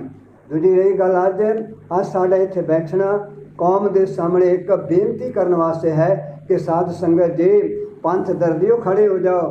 ਅਕਾਲ ਤਖਤ ਦੀ ਦੁਰਵਰਤੋਂ ਦਾ ਨਵਾਂ ਸਿਲਸਿਲਾ ਸ਼ੁਰੂ ਕੀਤਾ ਗਿਆ, ਜਿਹੜਾ 15 ਵਿੱਚ ਸ਼ੁਰੂ ਕੀਤਾ ਗਿਆ ਸੀ, ਅੱਜ ਦੁਬਾਰਾ ਸ਼ੁਰੂ ਕਰਕੇ ਇਹਨਾਂ ਨੂੰ ਬਿਲਕੁਲ ਨਿਰਦੋਸ਼ ਸਾਬਤ ਕਰਨ ਦੇ ਲਈ ਤਾਂ ਕਿ ਚੋਣਾਂ ਜਿੱਤ ਸਕਣ। ਇਸ ਲਈ ਸਾਡਾ ਕਿਸੇ ਰਾਜਨੀਤਿਕ ਧਿਰ ਨਾਲ ਕਿਸੇ ਦਾ ਕੋਈ ਸਬੰਧ ਨਹੀਂ ਹੈ। ਅਸੀਂ ਪੰਥ ਦੇ ਸੇਵਕ ਆ ਤੇ ਪੰਥ ਦੇ ਸੇਵਕ ਹੁੰਦੇ ਹੋਇਆ ਸੱਚ ਕਹਿਣਾ, ਸੱਚ ਦੀ ਗੱਲ ਕਰਨੀ, ਸੰਗਤ ਨੂੰ ਦੱਸਣੀ ਸਾਡਾ ਧਰਮ ਬਣਦਾ ਹੈ। ਇਸ ਲਈ ਅਸੀਂ ਅੱਜ ਮਜਬੂਰੀ ਦੀ ਹਾਲਤ ਵਿੱਚ ਪੰਥ ਦੇ ਹਿੱਤ ਵਿੱਚ, ਸੰਗਤ ਦੇ ਪਿਆਰ ਵਿੱਚ, ਗੁਰੂ ਦੇ ਹਿੱਤ ਵਿੱਚ ਇੱਥੇ ਬੈਠੇ ਹਾਂ। ਤੇ ਸਾਡਾ ਤੇ ਮਨ ਕਰਦਾ ਹੈ ਕਿ ਜਿਸ ਤਰ੍ਹਾਂ ਦਾ ਇਕੱਠ ਇਹਨਾਂ ਨੇ ਅਕਾਲ ਤਖਤ ਤੇ ਆਪਣੀ ਮਨ ਮਰਜ਼ੀ ਦੇ ਬੰਦੇ ਸੱਜ ਇਕੱਠੇ ਕਰਕੇ ਗੱਲ ਕੀਤੀ ਹੈ, ਪੰਥ ਦੀਆਂ ਜਥੇਬੰਦੀਆਂ ਵੀ ਮਿਲ ਬੈਠਣ ਤੇ ਮਿਲ ਬੈਠ ਕੇ ਗੱਲ ਜਿਹੜੀ ਅਸੀਂ ਸੰਗਤ ਦੀ ਕਚਹਿਰੀ ਤੱਕ ਲੈ ਕੇ ਵੀ ਜਾਈਏ। ਅੱਜ ਲੋੜ ਹੈ ਕਿ ਸਾਨੂੰ ਗੁਰੂ ਗ੍ਰੰਥ ਤੇ ਗੁਰੂ ਪੰਥ ਨਾਲ ਖੜੇ ਹੋਣ ਦੀ। ਇਸ ਲਈ ਜੋ ਕੁਝ ਇਹ ਹੁਣ ਨਵੀਂ ਪਿਰਤ ਪਾਈ ਜਾ ਰਹੀ ਹੈ, ਇਹ ਕੇਵਲ ਤੇ ਕੇਵਲ ਧੰਨ ਸ਼੍ਰੀ ਗੁਰੂ ਗ੍ਰੰਥ ਸਾਹਿਬ ਦੇ ਹੋਰ ਉਹਨਾਂ ਦੀ ਬੇਅਦਬੀ ਦੇ ਲਈ, ਲੋਕਾਂ ਦਾ ਰਸਤਾ ਮੋਕਲਾ ਕਰਨ ਵਾਸਤੇ। ਜਾਂ ਪਹਿਲਾਂ ਵੀ ਸਾਜ਼ਿਸ਼ਾਂ ਹੋਈਆਂ ਨੇ, ਨਵੀਆਂ ਸਾਜ਼ਿਸ਼ਾਂ ਵੀ ਹੋਣਗੀਆਂ। ਅਸੀਂ ਇਸ ਗੱਲ ਤੋਂ ਚਿੰਤਤ ਹਾਂ। ਇਹ ਉਦੋਂ ਤੱਕ ਹੁੰਦੀਆਂ ਰਹਿਣਗੀਆਂ ਜਦੋਂ ਤੱਕ ਇਹੋ ਜਿਹੇ ਗਲਤ ਤਰ੍ਹਾਂ ਅਕਾਲ ਤਖਤ ਦੀ ਦੁਰਵਰਤੋਂ ਹੁੰਦੀ ਰਹੇਗੀ। ਸੋ ਦਾਸ ਆਪਣੇ ਵੱਲੋਂ ਵੀ, ਬਾਕੀ ਸਾਥੀਆਂ ਵੱਲੋਂ ਵੀ ਅਸੀਂ ਸਾਰੀ ਸੰਗਤ ਨੂੰ, ਪੰਥ ਨੂੰ ਬੇਨਤੀ ਕਰਦੇ ਹਾਂ, ਦੇਸ਼ ਵਿਦੇਸ਼ ਵਿੱਚ ਵਸਦਿਆਂ ਨੂੰ, ਇਹਨਾਂ ਦੀਆਂ ਬਿਆਨਬਾਜ਼ੀਆਂ ਤੋਂ ਕਦੀ ਵੀ ਤੁਸੀਂ ਭਰਮ ਵਿੱਚ ਨਹੀਂ ਪੈਣਾ ਕਿ ਇਹ ਸੱਚ ਬੋਲਦੇ ਨੇ। ਇਹ ਸੱਚ ਨਹੀਂ ਜੇ ਬੋਲਦੇ, ਇਹ ਪੂਰੇ ਦਾ ਪੂਰਾ ਝੂਠ ਬੋਲਦੇ ਨੇ, ਲੂਣ ਦਾ ਪਿੰਨਾ ਵੱਟ ਰਹੇ ਨੇ। ਸੱਚ ਜਿਹੜਾ ਹੈ ਉਹ ਪਹਿਲਾਂ ਵੀ ਸਾਹਮਣੇ ਹੈ। ਸੱਚ ਅੱਜ ਵੀ ਤੁਹਾਡੇ ਸੇਵਾਦਾਰ ਤੁਹਾਡੇ ਸਾਰਿਆਂ ਨਾਲ ਸਾਂਝਾ ਕਰ ਰਹੇ ਨੇ। ਤੇ ਇਹਦਾ ਵੱਡਾ ਧਰੋ ਪਾਠ ਕਰਦੀਆਂ ਸੰਗਤਾਂ ਉੱਤੇ ਇਹਨਾਂ ਨੇ ਜੋ ਤਾਂਡਵ ਕੀਤਾ, ਅਤਿਆਚਾਰ ਕੀਤਾ। ਦਾਸ ਤੇ ਰਾਤ ਆਰਾਮ ਕਰਨ ਗਿਆ ਹੋਇਆ ਸੀ, 1:45 ਵਜੇ ਟੈਲੀਫੋਨ ਗਿਆ ਸੀ ਦਾਸ ਨੂੰ ਕਿ ਭਾਈ ਸਾਹਿਬ ਆ ਜਾਓ ਧਰਨੇ ਵਾਲੀ ਜਗ੍ਹਾ ਤੇ। ਇਹ ਕੱਲ੍ਹ ਵਾਂਗੂ ਪੁਲਿਸ ਬਹੁਤ ਵੱਡੀ ਗਿਣਤੀ 'ਚ ਆ ਗਈ, ਤਿਆਰੀ ਕਰ ਲਈ ਹੈ, ਇਹ ਕੋਈ ਨਾ ਕੋਈ ਐਕਸ਼ਨ ਲੈਣਗੇ। ਸੋ ਦਾਸ ਰਾਤ ਜਦੋਂ 2 ਵਜੇ ਵਾਪਸ ਪਹੁੰਚਿਆ ਤੇ ਕੁੰਮਕਾਂ ਚੜੀਆਂ ਹੋਈਆਂ ਸਨ। ਕਾਹਦੇ ਲਈ ਸਨ? ਅਸੀਂ ਧਰਨਾਕਾਰੀ ਬੰਦੇ ਹੀ ਨਹੀਂ ਹਾਂ। ਅਸੀਂ ਤੇ ਬਾਣੀ ਪੜ੍ਹਨ ਵਾਲੇ, ਸੇਵਾ ਕਰਨ ਵਾਲੇ, ਗੁਰੂ ਦੇ ਸ਼ਬਦ ਦਾ ਪ੍ਰਚਾਰ ਕਰਨ ਵਾਲੇ ਹਾਂ। ਸਾਡਾ ਕਿਹੜਾ ਕੋਈ ਰਾਜਨੀਤਿਕ ਧਿਰ ਹੈ ਕਿ ਅਸੀਂ ਧਰਨਿਆਂ ਦੇ ਆਦੀ ਬਣੇ ਹੋਏ ਸੀ। ਧਰਨਾ ਨਾ ਲਾਉਂਦੇ ਤਾਂ ਸਾਨੂੰ ਕੁਝ ਹੋ ਚੱਲਿਆ ਸੀ। ਅਸੀਂ ਧਰਨਾ ਨਹੀਂ ਸੀ ਲਾ ਰਹੇ, ਰੋਸ ਪ੍ਰਗਟਾਵਾ ਕਰ ਰਹੇ ਸੀ ਗੁਰੂ ਦੇ ਪਿਆਰ ਵਿੱਚ। ਇਹ ਸਾਡਾ ਧਰਮ ਬਣਦਾ ਹੈ, ਅਸੀਂ ਧਰਮ ਪਾਲਿਆ ਸੀ। ਇਸ ਲਈ ਅੱਜ ਦੀ ਤਰੀਕ ਵਿੱਚ ਸਾਧ ਸੰਗਤ ਨੂੰ ਜਾਗਣਾ ਪਏਗਾ, ਕੌਮੀ ਫਰਜ਼ਾਂ ਲਈ ਅੱਗੇ ਆਉਣਾ ਪਏਗਾ। ਇਹ ਸਾਡੀ 2 ਹੱਥ ਜੋੜ ਕੇ ਬੇਨਤੀ ਹੈ ਕਿ ਅੱਜ ਸੱਚ ਨਾਲ ਖੜੇ ਹੋਵੋ। ਆਪਾਂ ਗੁਰੂ ਗ੍ਰੰਥ ਸਾਹਿਬ ਸੱਚੇ ਪਾਤਸ਼ਾਹ ਜੀ ਦੇ ਸਨਮਾਨ ਨਾਲ ਖੜੇ ਹੋਈਏ, ਅਕਾਲ ਤਖਤ ਦੇ ਆਦਰ ਸਨਮਾਨ ਨਾਲ ਖੜੇ ਹੋਈਏ, ਪੰਥ ਦੀਆਂ ਮਾਨਤਾਵਾਂ ਨਾਲ ਖੜੇ ਹੋਈਏ। ਇਹ ਸਾਡਾ ਸਾਰਿਆਂ ਦਾ ਕੌਮੀ ਤੌਰ 'ਤੇ ਫਰਜ਼ ਹੈ। ਅਸੀਂ ਅਗਲੇ ਯਤਨ ਵੀ ਜੋ ਗੁਰੂ ਪਿਤਾ ਜੀ ਸਾਨੂੰ ਪ੍ਰੇਰਨਾ ਦੇਣਗੇ ਅਸੀਂ ਕਰਨ ਦਾ ਯਤਨ ਕਰਾਂਗੇ, ਆਪਣੀ ਕੌਮੀ ਜ਼ਿੰਮੇਵਾਰੀ ਨਿਭਾਵਾਂਗੇ। ਅਸੀਂ ਸਾਰੀਆਂ ਸਿੱਟਾਂ ਕੋ ਸਾਰੇ ਵੀਰਾਂ ਨੇ ਬਿਆਨ ਦਿੱਤੇ ਹੋਏ ਨੇ। ਇਹ ਸਾਰਿਆਂ ਨੇ ਮਹਿਸੂਸ ਕੀਤਾ ਹੈ ਕਿ ਸ਼੍ਰੋਮਣੀ ਕਮੇਟੀ ਜੇ ਸਾਡੀ ਕੌਮ ਦੀ ਕੋਈ ਥਾਂ ਰੱਖਦੀ ਹੈ ਤੇ ਘੱਟੋ ਘੱਟ ਉੱਥੇ ਬੈਠੇ ਬੰਦੇ ਨਿਰਪੱਖ ਚਾਹੀਦੇ ਨੇ, ਨਿਰਭੈ ਤੇ ਨਿਰਵੈਰ ਚਾਹੀਦੇ ਨੇ। ਤੇਰੇ ਤੇ ਧੜਾ ਬਣ ਕੇ ਗੱਲ ਕਰਨ ਵਾਲਾ ਨਾ ਮੈਂਬਰ ਚਾਹੀਦਾ, ਨਾ ਪ੍ਰਧਾਨ ਚਾਹੀਦਾ, ਨਾ ਬਾਕੀ ਦੇ ਅਹੁਦੇਦਾਰ ਚਾਹੀਦੇ ਨੇ। ਉੱਥੇ ਜਥੇਦਾਰ ਜੀ ਨੂੰ ਇਹ ਭੂਮਿਕਾ ਜਿਹੜੀ ਅੱਜ ਨਿਭਾ ਰਹੇ ਨੇ, ਇਹ ਨਿਭਾ ਕੇ ਕੌਮ ਦਾ ਹਿਰਦਾ ਛਾਣੀ ਨਹੀਂ ਸੀ ਕਰਨਾ ਚਾਹੀਦਾ, ਜਿਹਦੇ ਬਾਰੇ ਬਹੁਤ ਸਾਰੀਆਂ ਗੱਲਾਂ ਹੋ ਗਈਆਂ ਨੇ। ਹੁਣ ਗੱਲਾਂ ਭਾਈ ਸਤਨਾਮ ਸਿੰਘ ਖੰਡਾ ਜੀ, ਇਹ ਉਸ ਸਮੇਂ ਬਹੁਤ ਪੀੜਤ ਹੋਏ। ਸ਼੍ਰੀ ਅਕਾਲ ਤਖਤ ਸਾਹਿਬ ਦੇ 5 ਪਿਆਰੇ ਸਾਹਿਬਾਨ ਸਿੰਘਾਂ ਦੇ ਜਥੇ ਵਿੱਚ ਅੰਮ੍ਰਿਤ ਸੰਚਾਰ ਦੀ ਸੇਵਾ ਨਿਭਾ ਰਹੇ ਸਨ। ਇਹਨਾਂ ਨੇ ਜੋ ਕੁਝ ਵੀ ਪੰਥ ਦੀ ਪੀੜਾ ਮਹਿਸੂਸ ਕੀਤੀ, ਸਾਰਾ ਖਾਲਸਾ ਪੰਥ ਜਾਣਦਾ ਹੈ। ਅੱਜ ਵੀ ਇਹ ਪੀੜਾ ਲੈ ਕੇ ਥਾਂ ਥਾਂ ਤੇ ਵਿਚਰ ਰਹੇ ਹਨ। ਅੱਜ ਇਸ ਮੌਕੇ ਵੀ ਹਾਜ਼ਰ ਹਨ। ਅਗਲੀ ਗੱਲ ਭਾਈ ਸਤਨਾਮ ਸਿੰਘ ਖੰਡਾ ਜੀ ਕਰਨਗੇ। ਉਹਨਾਂ ਨਾਲ ਉਹਨਾਂ ਦੇ ਦੋ ਸਾਥੀ ਭਾਈ ਸਤਨਾਮ ਸਿੰਘ ਝੰਡੀਆਂ ਜੀ, ਭਾਈ ਤਰਲੋਕ ਸਿੰਘ ਜੀ ਵੀ ਆਏ ਹੋਏ ਹਨ। ਅਸੀਂ ਇਹਨਾਂ ਨੂੰ ਵੀ ਜੀ ਆਇਆਂ ਕਹਿੰਦੇ ਹਾਂ। ਗੁਰੂ ਪਿਆਰੇ ਫਤਿਹ ਬੁਲਾਓ ਜੀ। ਵਾਹਿਗੁਰੂ ਜੀ ਕਾ ਖਾਲਸਾ, ਵਾਹਿਗੁਰੂ ਜੀ ਕੀ ਫਤਿਹ। ਭਾਈ ਸਾਹਿਬ ਹੋਣਾ ਨੇ ਤੁਹਾਨੂੰ ਦੱਸਿਆ, ਪੰਥਪ੍ਰੀਤ ਸਿੰਘ ਹੋਣਾ ਨੇ ਸਾਰੀ ਸਿਸਟਰੀ ਹੱਥ ਦਿੱਤੀ। ਆਪਾਂ ਅਗਲੀ ਗੱਲ ਕਰਦੇ ਹਾਂ ਕਿ ਇਹਨਾਂ ਜਥੇਦਾਰਾਂ ਨੇ 24 ਸਤੰਬਰ 2015 ਨੂੰ ਜਿਸ ਝੂਠੇ ਸੌਦੇ ਵਾਲੇ ਸਾਧ ਦੇ ਚੇਲਿਆਂ ਨੇ ਗੁਰੂ ਗ੍ਰੰਥ ਸਾਹਿਬ ਚੋਰੀ ਕੀਤਾ, ਉਹਨਾਂ ਨੂੰ ਬਿਨ ਮੰਗੇ ਤੋਂ ਮੁਆਫੀ ਦਿੱਤੀ ਗਈ। ਬੇਸ਼ੱਕ ਗੁਰੂ ਨਾਨਕ ਸੱਚੇ ਪਾਤਸ਼ਾਹ ਜੀ ਦੇ ਦਰ ਦੇ ਵਿੱਚ ਜੇ ਕੋਈ ਸ਼ਰਨ ਆਵੇ ਤੇ ਕੰਠ ਲਾਏ ਬਿਰਧ ਸੁਆਮੀ ਸੰਦਾ, ਕੋਈ ਸ਼ਰਨ ਆ ਜਾਵੇ ਤਾਂ ਵੱਡੇ ਤੋਂ ਵੱਡਾ ਗੁਨਾਹ ਮਾਫ ਹੋ ਜਾਂਦਾ ਹੈ। ਪਰ ਝੂਠੇ ਸੌਦੇ ਵਾਲੇ ਰਾਮ ਰਹੀਮ ਵੱਲੋਂ ਕੋਈ ਕਿਸੇ ਪ੍ਰਕਾਰ ਦੀ ਮੁਆਫੀ ਨਹੀਂ ਮੰਗੀ ਗਈ। ਬਿਨਾਂ ਮੰਗਿਆ ਮੁਆਫੀ ਇਹਨਾਂ ਜਥੇਦਾਰਾਂ ਨੇ 24 ਸਤੰਬਰ 2015 ਨੂੰ ਦਿੱਤੀ। ਪਰ ਉਸ ਤੋਂ ਬਾਅਦ ਜਦੋਂ ਸਿੱਖ ਪੰਥ ਦਾ ਇਹਨਾਂ ਨੇ ਵਿਦਰੋਹ ਵੇਖਿਆ, ਉਹਨਾਂ ਦਾ ਪੀੜਾ ਜਦੋਂ ਇਹਨਾਂ ਨੇ ਥੋੜੀ ਸਮਝੀ ਤਾਂ ਉਸ ਵੇਲੇ ਇਹਨਾਂ ਨੇ ਫਿਰ ਅਕਾਲ ਤਖਤ ਸਾਹਿਬ ਨੂੰ ਵਰਤ ਕੇ ਉਹਨੂੰ ਝੂਠੇ ਸੌਦੇ ਵਾਲੇ ਦਾ ਜਿਹੜਾ ਸੀ ਹੁਕਮਨਾਮਾ ਜਿਹੜਾ ਇਹਨਾਂ ਜਾਰੀ ਕੀਤਾ ਉਹ ਵਾਪਸ ਲਿਆ ਔਰ ਮਾਫੀਨਾਮਾ ਵੀ ਵਾਪਸ ਦਿੱਤਾ ਗਿਆ। ਉਸ ਤੋਂ ਬਾਅਦ ਇੱਕ ਗੱਲ ਵਿਚਾਰਨ ਵਾਲੀ ਹੈ ਵੀ ਤੁਹਾਡੇ ਆਪਣੀ ਕੋਈ ਮਤ ਨਹੀਂ ਜਾਪਦੀ, ਤੁਹਾਡਾ ਕੋਈ ਆਪਣਾ ਸਟੈਂਡ ਨਹੀਂ ਜਾਪਦਾ ਜਥੇਦਾਰੋ। ਤੁਸੀਂ ਕਿਸੇ ਦੇ ਚਾਲ ਦੇ ਉੱਤੇ ਚੱਲਦੇ ਹੋ। ਕਿਸੇ ਨੇ ਤੁਹਾਨੂੰ ਕਿਹਾ ਵੀ ਆਹ ਕੰਮ ਕਰ, ਤੁਸੀਂ ਉਹ ਕਰਦੇ ਹੋ। ਇਸੇ ਤਰ੍ਹਾਂ ਜਦੋਂ ਬਾਦਲ ਦਾ ਤੁਹਾਨੂੰ ਹੁਕਮ ਆਇਆ ਤੇ ਤੁਸੀਂ ਉਹਨਾਂ ਨੂੰ ਮਾਫੀਨਾਮਾ ਦੇ ਦਿੱਤਾ। ਜਦੋਂ ਤੁਹਾਡੇ ਧੀਆਂ ਪੁੱਤਰਾਂ ਤੱਕ ਵੀ ਲੋਕਾਂ ਨੇ ਵਿਰੋਧ ਕਰ ਦਿੱਤਾ ਕਿ ਸਾਡਾ ਬਾਪ ਕੀ ਕਰ ਰਿਹਾ ਹੈ। ਇਹ ਇਕਬਾਲ ਸਿੰਘ ਨੇ ਕਿਹਾ ਸੀ ਕਿ ਹੁਣ ਤਾਂ ਸਾਡੇ ਬੱਚੇ ਵੀ ਕਾਲੀਆਂ ਢੰਡੀਆਂ ਲਾ ਕੇ WhatsApp ਦੇ ਉੱਤੇ ਬੈਠੇ ਨੇ ਕਿ ਇਹ ਮਾੜਾ ਕੰਮ ਹੋਇਆ। ਇਹਨਾਂ ਦੇ ਪੁੱਤਰਾਂ ਵੱਲੋਂ ਲਾਹਨਤਾਂ ਮਿਲੀਆਂ ਤੇ ਫੇਰ ਜਾ ਕੇ ਇਹਨਾਂ ਨੇ ਉਹ ਮਾਫੀਨਾਮਾ ਵਾਪਸ ਲਿਆ ਤੇ ਉਸ ਤੋਂ ਬਾਅਦ ਫੇਰ ਸ਼੍ਰੀ ਅਕਾਲ ਤਖਤ ਸਾਹਿਬ ਜੀ ਦੀ ਇਹ ਵਰਤੋਂ ਕਰਨ ਦਾ ਇਹਨਾਂ ਨੇ ਕਦੀ ਵੀ ਦੁਰਵਰਤੋਂ ਕਰਨ ਤੋਂ ਕਦੀ ਗਰੇਜ ਨਹੀਂ ਕੀਤਾ। ਔਰ ਅੱਜ ਵੀ ਜਦੋਂ ਆਪਾਂ ਪਿਛਲੇ ਕੁਝ ਦਿਨਾਂ ਪਹਿਲਾਂ 26 ਤਰੀਕ ਨੂੰ ਦੇਖਦੇ ਹਾਂ ਕਿ ਇਹ ਵੀ ਇੱਕ ਪ੍ਰਕਾਸ਼ ਸਿੰਘ ਬਾਦਲ ਜਾਂ ਸ਼੍ਰੋਮਣੀ ਅਕਾਲੀ ਦਲ ਦੀ ਡਿੱਗੀ ਹੋਈ ਸ਼ਾਖ ਨੂੰ ਬਚਾਉਣ ਦੀ ਖਾਤਰ ਇਹਨਾਂ ਨੇ ਸ਼੍ਰੀ ਅਕਾਲ ਤਖਤ ਸਾਹਿਬ ਜੀ ਦੀ ਫੇਰ ਦੁਰਗਤੀ ਕੀਤੀ ਆ। ਉਹਦੀ ਜਿਹੜੀ ਆਪਣੀ ਕੀਤੀ ਹੈ, ਇਹ ਕੰਨਾ ਕੁ ਚਿਰ ਹੁੰਦਾ ਰਹੇਗਾ। ਖਾਲਸਾ ਪੰਥ ਨੂੰ ਜਾਗਣਾ ਚਾਹੀਦਾ ਹੈ। ਗੁਰੂ ਗ੍ਰੰਥ ਸਾਹਿਬ ਜਿਹੜਾ ਮਨੁੱਖਤਾ ਦਾ ਗੁਰੂ ਹੈ, ਜਿਹੜਾ ਸਭੇ ਸਾਂਝੀ ਵਾਲ ਸਦੈਨ ਤੋਂ ਕਿਸੇ ਨੇ ਦੱਸਿਆ ਬਾਹਰ ਆ ਜੀਓ, ਐਸੇ ਗ੍ਰੰਥ ਨੂੰ ਜਿਹੜਾ ਆਪ ਕਹਿੰਦਾ ਹੈ ਕਿ ਗੁਰੂ ਗ੍ਰੰਥ ਸਾਹਿਬ ਮਹਾਰਾਜ ਸੱਚੇ ਪਾਤਸ਼ਾਹ ਬਾਣੀ ਵਿੱਚ ਸਾਨੂੰ ਸਮਝਾਉਂਦੇ ਨੇ ਕਿ ਤਿਸ ਦਾ ਬੁਰਾ ਕਿਉਂ ਹੋਏ। ਉਹਦਾ ਬੁਰਾ ਕਿਵੇਂ ਹੋ ਸਕਦਾ ਜੋ ਸਾਰੀ ਸ੍ਰਿਸ਼ਟੀ ਨੂੰ ਆਪਣੇ ਗਲ ਦੇ ਨਾਲ ਲਾਉਂਦਾ ਹੋਵੇ। ਉਸ ਗੁਰੂ ਦੀ ਨਰਾਦਰੀ ਹੋਈ ਹੋਵੇ ਤੇ ਅਕਾਲ ਤਖਤ ਸਾਹਿਬ ਜੀ ਤੋਂ ਉਹਨਾਂ ਝੂਠੇ ਸੌਦੇ ਸਾਧਾਂ ਨੂੰ ਜਾਂ ਹੋਰਨਾਂ ਨੂੰ ਉਹਨਾਂ ਨੂੰ ਮਾਫੀਨਾਮਾ ਦਿੱਤਾ ਜਾਂਦਾ ਹੈ, ਫਿਰ ਮਾਫੀਨਾਮਾ ਰੱਦ ਕੀਤਾ ਜਾਂਦਾ ਹੈ। ਅਸੀਂ ਫਿਰ 21 ਅਕਤੂਬਰ 2015 ਨੂੰ ਇੱਕੋ ਪੰਜਾਂ ਪਿਆਰਿਆਂ ਨੇ ਪੰਜਾਂ ਪਿਆਰਿਆਂ ਦੇ ਰੂਪ ਵਿੱਚ ਅਸੀਂ ਸਤਨਾਮ ਸਿੰਘ, ਤਰਲੋਕ ਸਿੰਘ ਜਾਂ ਹੋਰਨਾਂ ਦੇ ਰੂਪ ਵਿੱਚ ਨਹੀਂ ਕੀਤਾ। ਅਸੀਂ ਪੰਜਾਂ ਪਿਆਰਿਆਂ ਦੇ ਰੂਪ ਵਿੱਚ ਜਦੋਂ ਗੁਰੂ ਗ੍ਰੰਥ ਸਾਹਿਬ ਦੀ ਹਜ਼ੂਰੀ ਵਿੱਚ ਅੰਮ੍ਰਿਤ ਦਾ ਬਾਟਾ ਤਿਆਰ ਕਰਨ ਤੋਂ ਪਹਿਲਾਂ ਅਸੀਂ ਇਹਨਾਂ ਨੂੰ ਤਲਬ ਕੀਤਾ ਕਿ ਆਓ ਦੱਸੋ ਤੁਹਾਡੇ ਪਿੱਛੇ ਕਿਹੜੀ ਸ਼ਕਤੀ ਕੰਮ ਕਰਦੀ ਹੈ ਜਿਹੜੀ ਕਦੀ ਤੁਹਾਨੂੰ ਕਹਿੰਦੀ ਹੈ ਚਿੜੀਓ ਮਰ ਜਾਓ ਤੇ ਕਿਹੜੀ ਕਹਿੰਦੀ ਹੈ ਵੀ ਚਿੜੀਓ ਉੱਠ ਪਾਓ। ਤੁਸੀਂ ਇਸ ਤਰੀਕੇ ਨਾਲ ਪਹਿਲਾਂ ਮਾਫੀ ਦਿੱਤੀ ਫਿਰ ਰੱਦ ਕੀਤਾ। ਤੁਸੀਂ ਸ਼੍ਰੀ ਅਕਾਲ ਤਖਤ ਸਾਹਿਬ ਜੀ ਦੀ ਮਰਿਆਦਾ ਨੂੰ ਮਖੌਲ ਦਾ ਇੱਕ ਢੰਗ ਬਣਾ ਕੇ ਰੱਖ ਦਿੱਤਾ ਔਰ ਅੱਜ ਫਿਰ ਤੁਸੀਂ ਬਾਦਲਾਂ ਨੂੰ ਬਚਾਉਣ ਵਾਸਤੇ ਜੋ ਕੰਮ ਕਰ ਰਹੇ ਹੋ। ਪਰ ਇੱਕ ਗੱਲ ਬਹੁਤ ਸੱਚੀ ਤੇ ਸੁੱਚੀ ਹੈ ਕਿ ਜੇ ਸਿੱਖ ਪੰਥ 1984 ਨੂੰ ਨਹੀਂ ਭੁੱਲਿਆ ਤੇ ਇਹ ਜਿਹੜਾ ਬਰਗਾੜੀ ਕਾਂਡ ਇਹ ਵੀ ਨਹੀਂ ਭੁੱਲਣਾ। ਜਥੇਦਾਰੋ ਤੁਸੀਂ ਜਿੰਨਾ ਮਰਜ਼ੀ ਕੰਮ ਕਰ ਲਓ, ਜੋ ਮਰਜ਼ੀ ਕਰ ਕਰਕੇ ਦੇਖ ਲਓ, ਇਹ ਜਿਹੜੀ ਪੀੜਾ ਖਾਲਸਾ ਪੰਥ ਅੰਦਰ ਜਾਗਦੀ ਹੈ, ਇਹ ਰਹਿੰਦੀ ਦੁਨੀਆ ਤੱਕ। ਇਹ ਬਰਗਾੜੀ ਕਾਂਡ ਤੇ ਗੁਰੂ ਗ੍ਰੰਥ ਸਾਹਿਬ ਜੀ ਦੀ ਨਰਾਦਰੀ, ਇਹ ਕਦੀ ਵੀ ਕੋਈ ਲੋਕ ਵੀ ਭਾਵੇਂ ਜਥੇਦਾਰ ਭਾਵੇਂ ਹੋਰ, ਉਹ ਇਹਨਾਂ ਦਾ ਕਲੰਕ ਜਿਹੜਾ ਬਾਦਲ ਦਲ ਦੇ ਤੇ ਜਿਹੜਾ ਸ਼੍ਰੋਮਣੀ ਕਮੇਟੀ ਤੇ ਲੱਗਾ, ਇਹ ਕਲੰਕ ਕਦੀ ਵੀ ਲੱਥ ਨਹੀਂ ਸਕਣਾ। ਇਹਨਾਂ ਨੂੰ ਜੇ ਲੱਥਣਾ ਚਾਹੁੰਦੇ ਆ ਤੇ ਅਕਾਲ ਤਖਤ ਸਾਹਿਬ ਜੀ ਤੇ ਅੱਗੇ ਆਣ ਕੇ ਸਮਰਪਿਤ ਹੋ ਕੇ ਆਪਣੇ ਅਹੁਦੇ ਸਾਰੇ ਛੱਡ ਕੇ ਅਕਾਲ ਤਖਤ ਸਾਹਿਬ ਤੇ ਨੱਕ ਰਗੜਨ, ਉਸੇ ਬੂਟੇ ਦੇ ਨਾਲ ਆਪਣੇ ਆਪ ਨੂੰ ਬਣਾ ਕੇ ਆਉਣ ਤੇ ਫੇਰ ਕਿਤੇ ਜਾ ਕੇ ਸੋਚਿਆ ਜਾ ਸਕਦਾ ਹੈ। ਪੰਥ ਸੋਚ ਸਕਦਾ ਹੈ ਕਿ ਸ਼ਾਇਦ ਇਹਨਾਂ ਨੂੰ ਗਾਂਹ ਮਾਫੀ ਦੇਣੀ ਕਿ ਨਹੀਂ ਦੇਣੀ, ਪਰ ਉਹਨਾਂ ਚਿਰ ਇਹਨਾਂ ਦਾ ਗੁਨਾਹ ਜਿਹੜਾ ਸਟੈਂਡ ਰਹਿਣਾ ਹੈ। ਜਥੇਦਾਰ ਕੋਈ ਵੀ ਆ ਜਾਵੇ, ਪਰ ਜਿੰਨਾ ਚਿਰ ਸਿਧਾਂਤ ਜਿਹੜਾ ਉਹਨੂੰ ਕੋਈ ਮੇਨਟੇਨ ਨਹੀਂ ਕਰਦਾ, ਅਸੀਂ ਉਹਨਾਂ ਨੂੰ ਜਥੇਦਾਰ ਨਹੀਂ ਮੰਨਦੇ। ਜਥੇਦਾਰ ਉਹ ਹੈ ਜਿਹੜਾ ਅਕਾਲ ਤਖਤ ਸਾਹਿਬ ਦੀ ਆਨ ਤੇ ਸ਼ਾਨ ਨੂੰ ਕਾਇਮ ਰੱਖਦਿਆਂ ਹੋਇਆਂ ਮਰਿਆਦਾ ਵਿੱਚ ਰਹਿੰਦਾ। ਮਰਿਆਦਾ ਤੋਂ ਹੀਣਾ ਜਿਹੜਾ ਵਿਅਕਤੀ ਹੈ ਉਹ ਸਾਡਾ ਜਥੇਦਾਰ ਸਾਡਾ ਨਹੀਂ ਹੋ ਸਕਦਾ। ਇਸ ਕਰਕੇ ਖਾਲਸਾ ਪੰਥ ਨੂੰ ਬੇਨਤੀ ਹੈ, ਸੁਚੇਤ ਹੋਵੋ। ਥਾਂ ਥਾਂ ਤੇ ਗੁਰੂ ਗ੍ਰੰਥ ਸਾਹਿਬ ਜੀ ਦੀ ਨਰਾਦਰੀ ਹੋ ਰਹੀ ਹੈ, ਔਰ ਥਾਂ ਥਾਂ ਤੇ ਕਮਲੇ ਜਿਹੜੇ ਨੇ ਉਹ ਕੇਵਲ ਤੇ ਕੇਵਲ ਗੁਰੂ ਗ੍ਰੰਥ ਸਾਹਿਬ ਜੀ ਦੀ ਨਰਾਦਰੀ ਕਰਨ ਵਾਸਤੇ ਹੀ ਆਉਂਦੇ ਨੇ।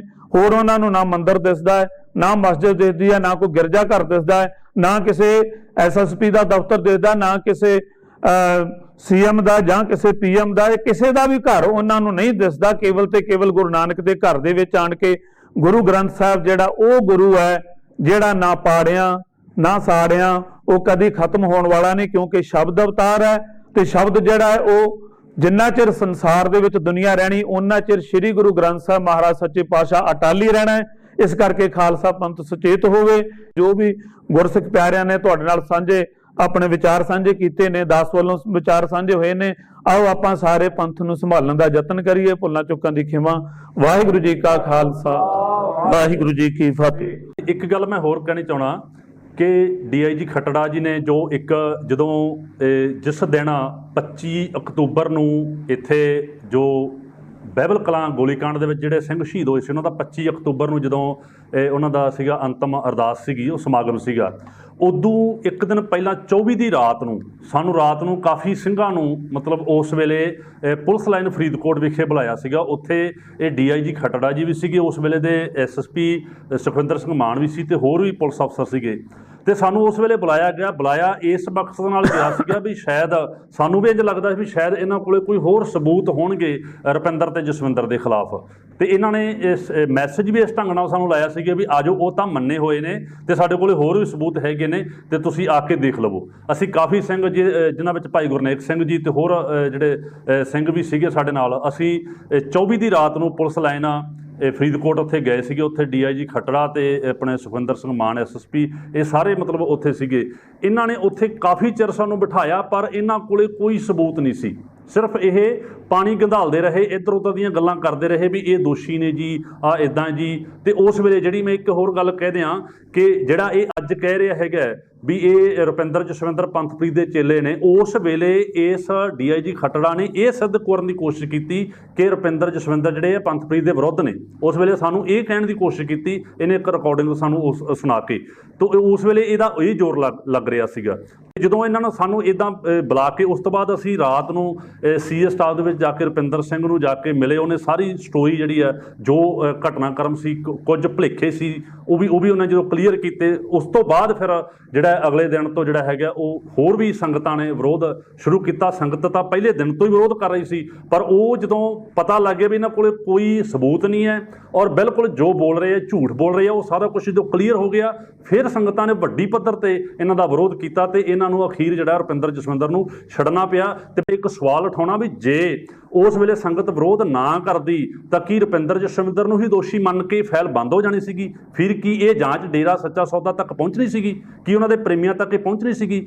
ਦੂਜੀ ਗੱਲ, ਜਿਹੜੀ ਗੱਲ ਇਹ ਕਹਿੰਦੇ ਆ ਵੀ ਉਸ ਵੇਲੇ ਅੰਗ ਜਿਹੜੇ ਸੀਗੇ ਇੱਥੋਂ ਚੌਂਕ ਦੇ ਵਿੱਚੋਂ ਇਹ ਲੈ ਗਏ ਸਾਰੇ, ਉਹ ਕਹਿੰਦੇ ਵੀ ਉਹਦੇ ਤੇ ਹੱਥ ਬਹੁਤ ਲੱਗ ਗਏ ਤਾਂ ਕਰਕੇ ਉਹਦਾ ਅਸੀਂ ਜਾਂਚ ਨਹੀਂ ਕਰ ਸਕੇ। ਪਰ ਜਿਹੜੀ ਮੱਲ ਕੇ ਪਿੰਡ ਦੇ ਵਿੱਚ ਜਿਹੜੀ ਬੇਅਦਬੀ ਹੋਈ ਸੀਗੇ ਉਹਦੇ ਤਾਂ ਅੰਗ ਉਸੇ ਵੇਲੇ ਹੀ ਉੱਥੇ ਜਿਹੜਾ ਹੈਗਾ ਉਹ ਸੰਗਤਾਂ ਨੇ ਜਿਹੜਾ ਹੈ ਉਹ ਪੁਲਿਸ ਪੁਲਿਸ ਨੂੰ ਸਪੁਰਦ ਕਰਦੇ ਸੀਗੇ। ਮੈਂ ਖੁਦ ਸੰਗਤ ਦੇ ਵਿੱਚ ਸੰਬੋਧਨ ਕਰਕੇ ਕਿਹਾ ਸੀ ਵੀ ਹਾਂ ਆਪਾਂ ਨੂੰ ਇਹ ਅੰਗ ਜਿਹੜੇ ਆ ਇਹ ਪੁਲਿਸ ਨੂੰ ਸਪੁਰਦ ਕਰਨੇ ਚਾਹੀਦੇ ਆ, ਤੇ ਉਸ ਵੇਲੇ ਉਹ ਅੰਗ ਸਪੁਰਦ ਕੀਤੇ ਸੀ। ਉਹ ਅੰਗ ਫਿਰ ਅੱਗੇ ਮਤਲਬ ਕਿ ਗੁਜਰਾਤ ਤੱਕ ਵੀ ਲੈ ਕੇ ਗਏ। ਉਹਨਾਂ ਤੇ ਫਿਰ ਉਹਨਾਂ ਤੋਂ ਫਿੰਗਰਪ੍ਰਿੰਟ ਵੀ ਉਸ ਵੇਲੇ ਜਿਹੜੇ ਜੋ ਬਿਜਲੀ ਬੋਰਡ ਦੇ ਚੇਅਰਮੈਨ ਸੀਗੇ, ਮੈਨੂੰ ਨਾਮ ਵਿਸਰ ਗਿਆ, ਉਹਨਾਂ ਨੇ ਇਹ ਗੱਲ ਕਹੀ ਸੀ ਵੀ ਉੱਥੋਂ ਬਹੁਤ ਸਾਰੇ ਫਿੰਗਰਪ੍ਰਿੰਟ ਮਿਲੇ ਸੀ, ਪਰ ਉਹਨਾਂ ਦੀ ਜਾਂਚ ਅੱਗੇ ਕਿਉਂ ਨਹੀਂ ਤੁਰੀ, ਉਹਨਾਂ ਦੀ ਅੱਗੇ ਜਾਂਚ ਕਿਉਂ ਨਹੀਂ ਹੋਈ। ਉਹ ਤਾਂ ਅੰਗ ਜਿਹੜੇ ਇਹਨਾਂ ਨੂੰ ਉਸੇ ਵੇਲੇ ਹੀ ਪੁਲਿਸ ਨੂੰ ਸਪੁਰਦ ਕਰ ਦਿੱਤੇ ਗਏ ਸੀ, ਉੱਥੋਂ ਜਾਂਚ ਕਿਉਂ ਨਹੀਂ ਸ਼ੁਰੂ ਹੋਈ। ਸੋ ਇਹ ਜ਼ਰੂਰ ਇਹਨਾਂ ਪੁਆਇੰਟਾਂ 'ਤੇ ਧਿਆਨ ਦਿਓ। ਤੁਹਾਡੀਆਂ ਕਿਤੇ ਨਾ ਕਿਤੇ ਜਿਹੜੀਆਂ ਹੈਗੀਆਂ ਨਾਕਾਮਯਾਬੀਆਂ ਨੇ, ਤੁਹਾਡੀ ਕਿਤੇ ਨਾ ਕਿਤੇ ਕਹਿ ਲਵੋ ਜਿਹੜਾ ਹੈਗਾ ਉਹ ਨੀਅਤ ਵਿੱਚ ਕਿਤੇ ਨਾ ਕਿਤੇ ਖੋਟ ਹੋ ਸਕਦਾ, ਕਿਉਂਕਿ ਤੁਸੀਂ ਉਸ ਵੇਲੇ ਸਹੀ ਢੰਗ ਨਾਲ ਜਾਂਚ ਨਹੀਂ ਕੀਤੀ। ਵਾਹਿਗੁਰੂ ਜੀ ਕਾ ਖਾਲਸਾ, ਵਾਹਿਗੁਰੂ ਜੀ ਕੀ ਫਤਿਹ।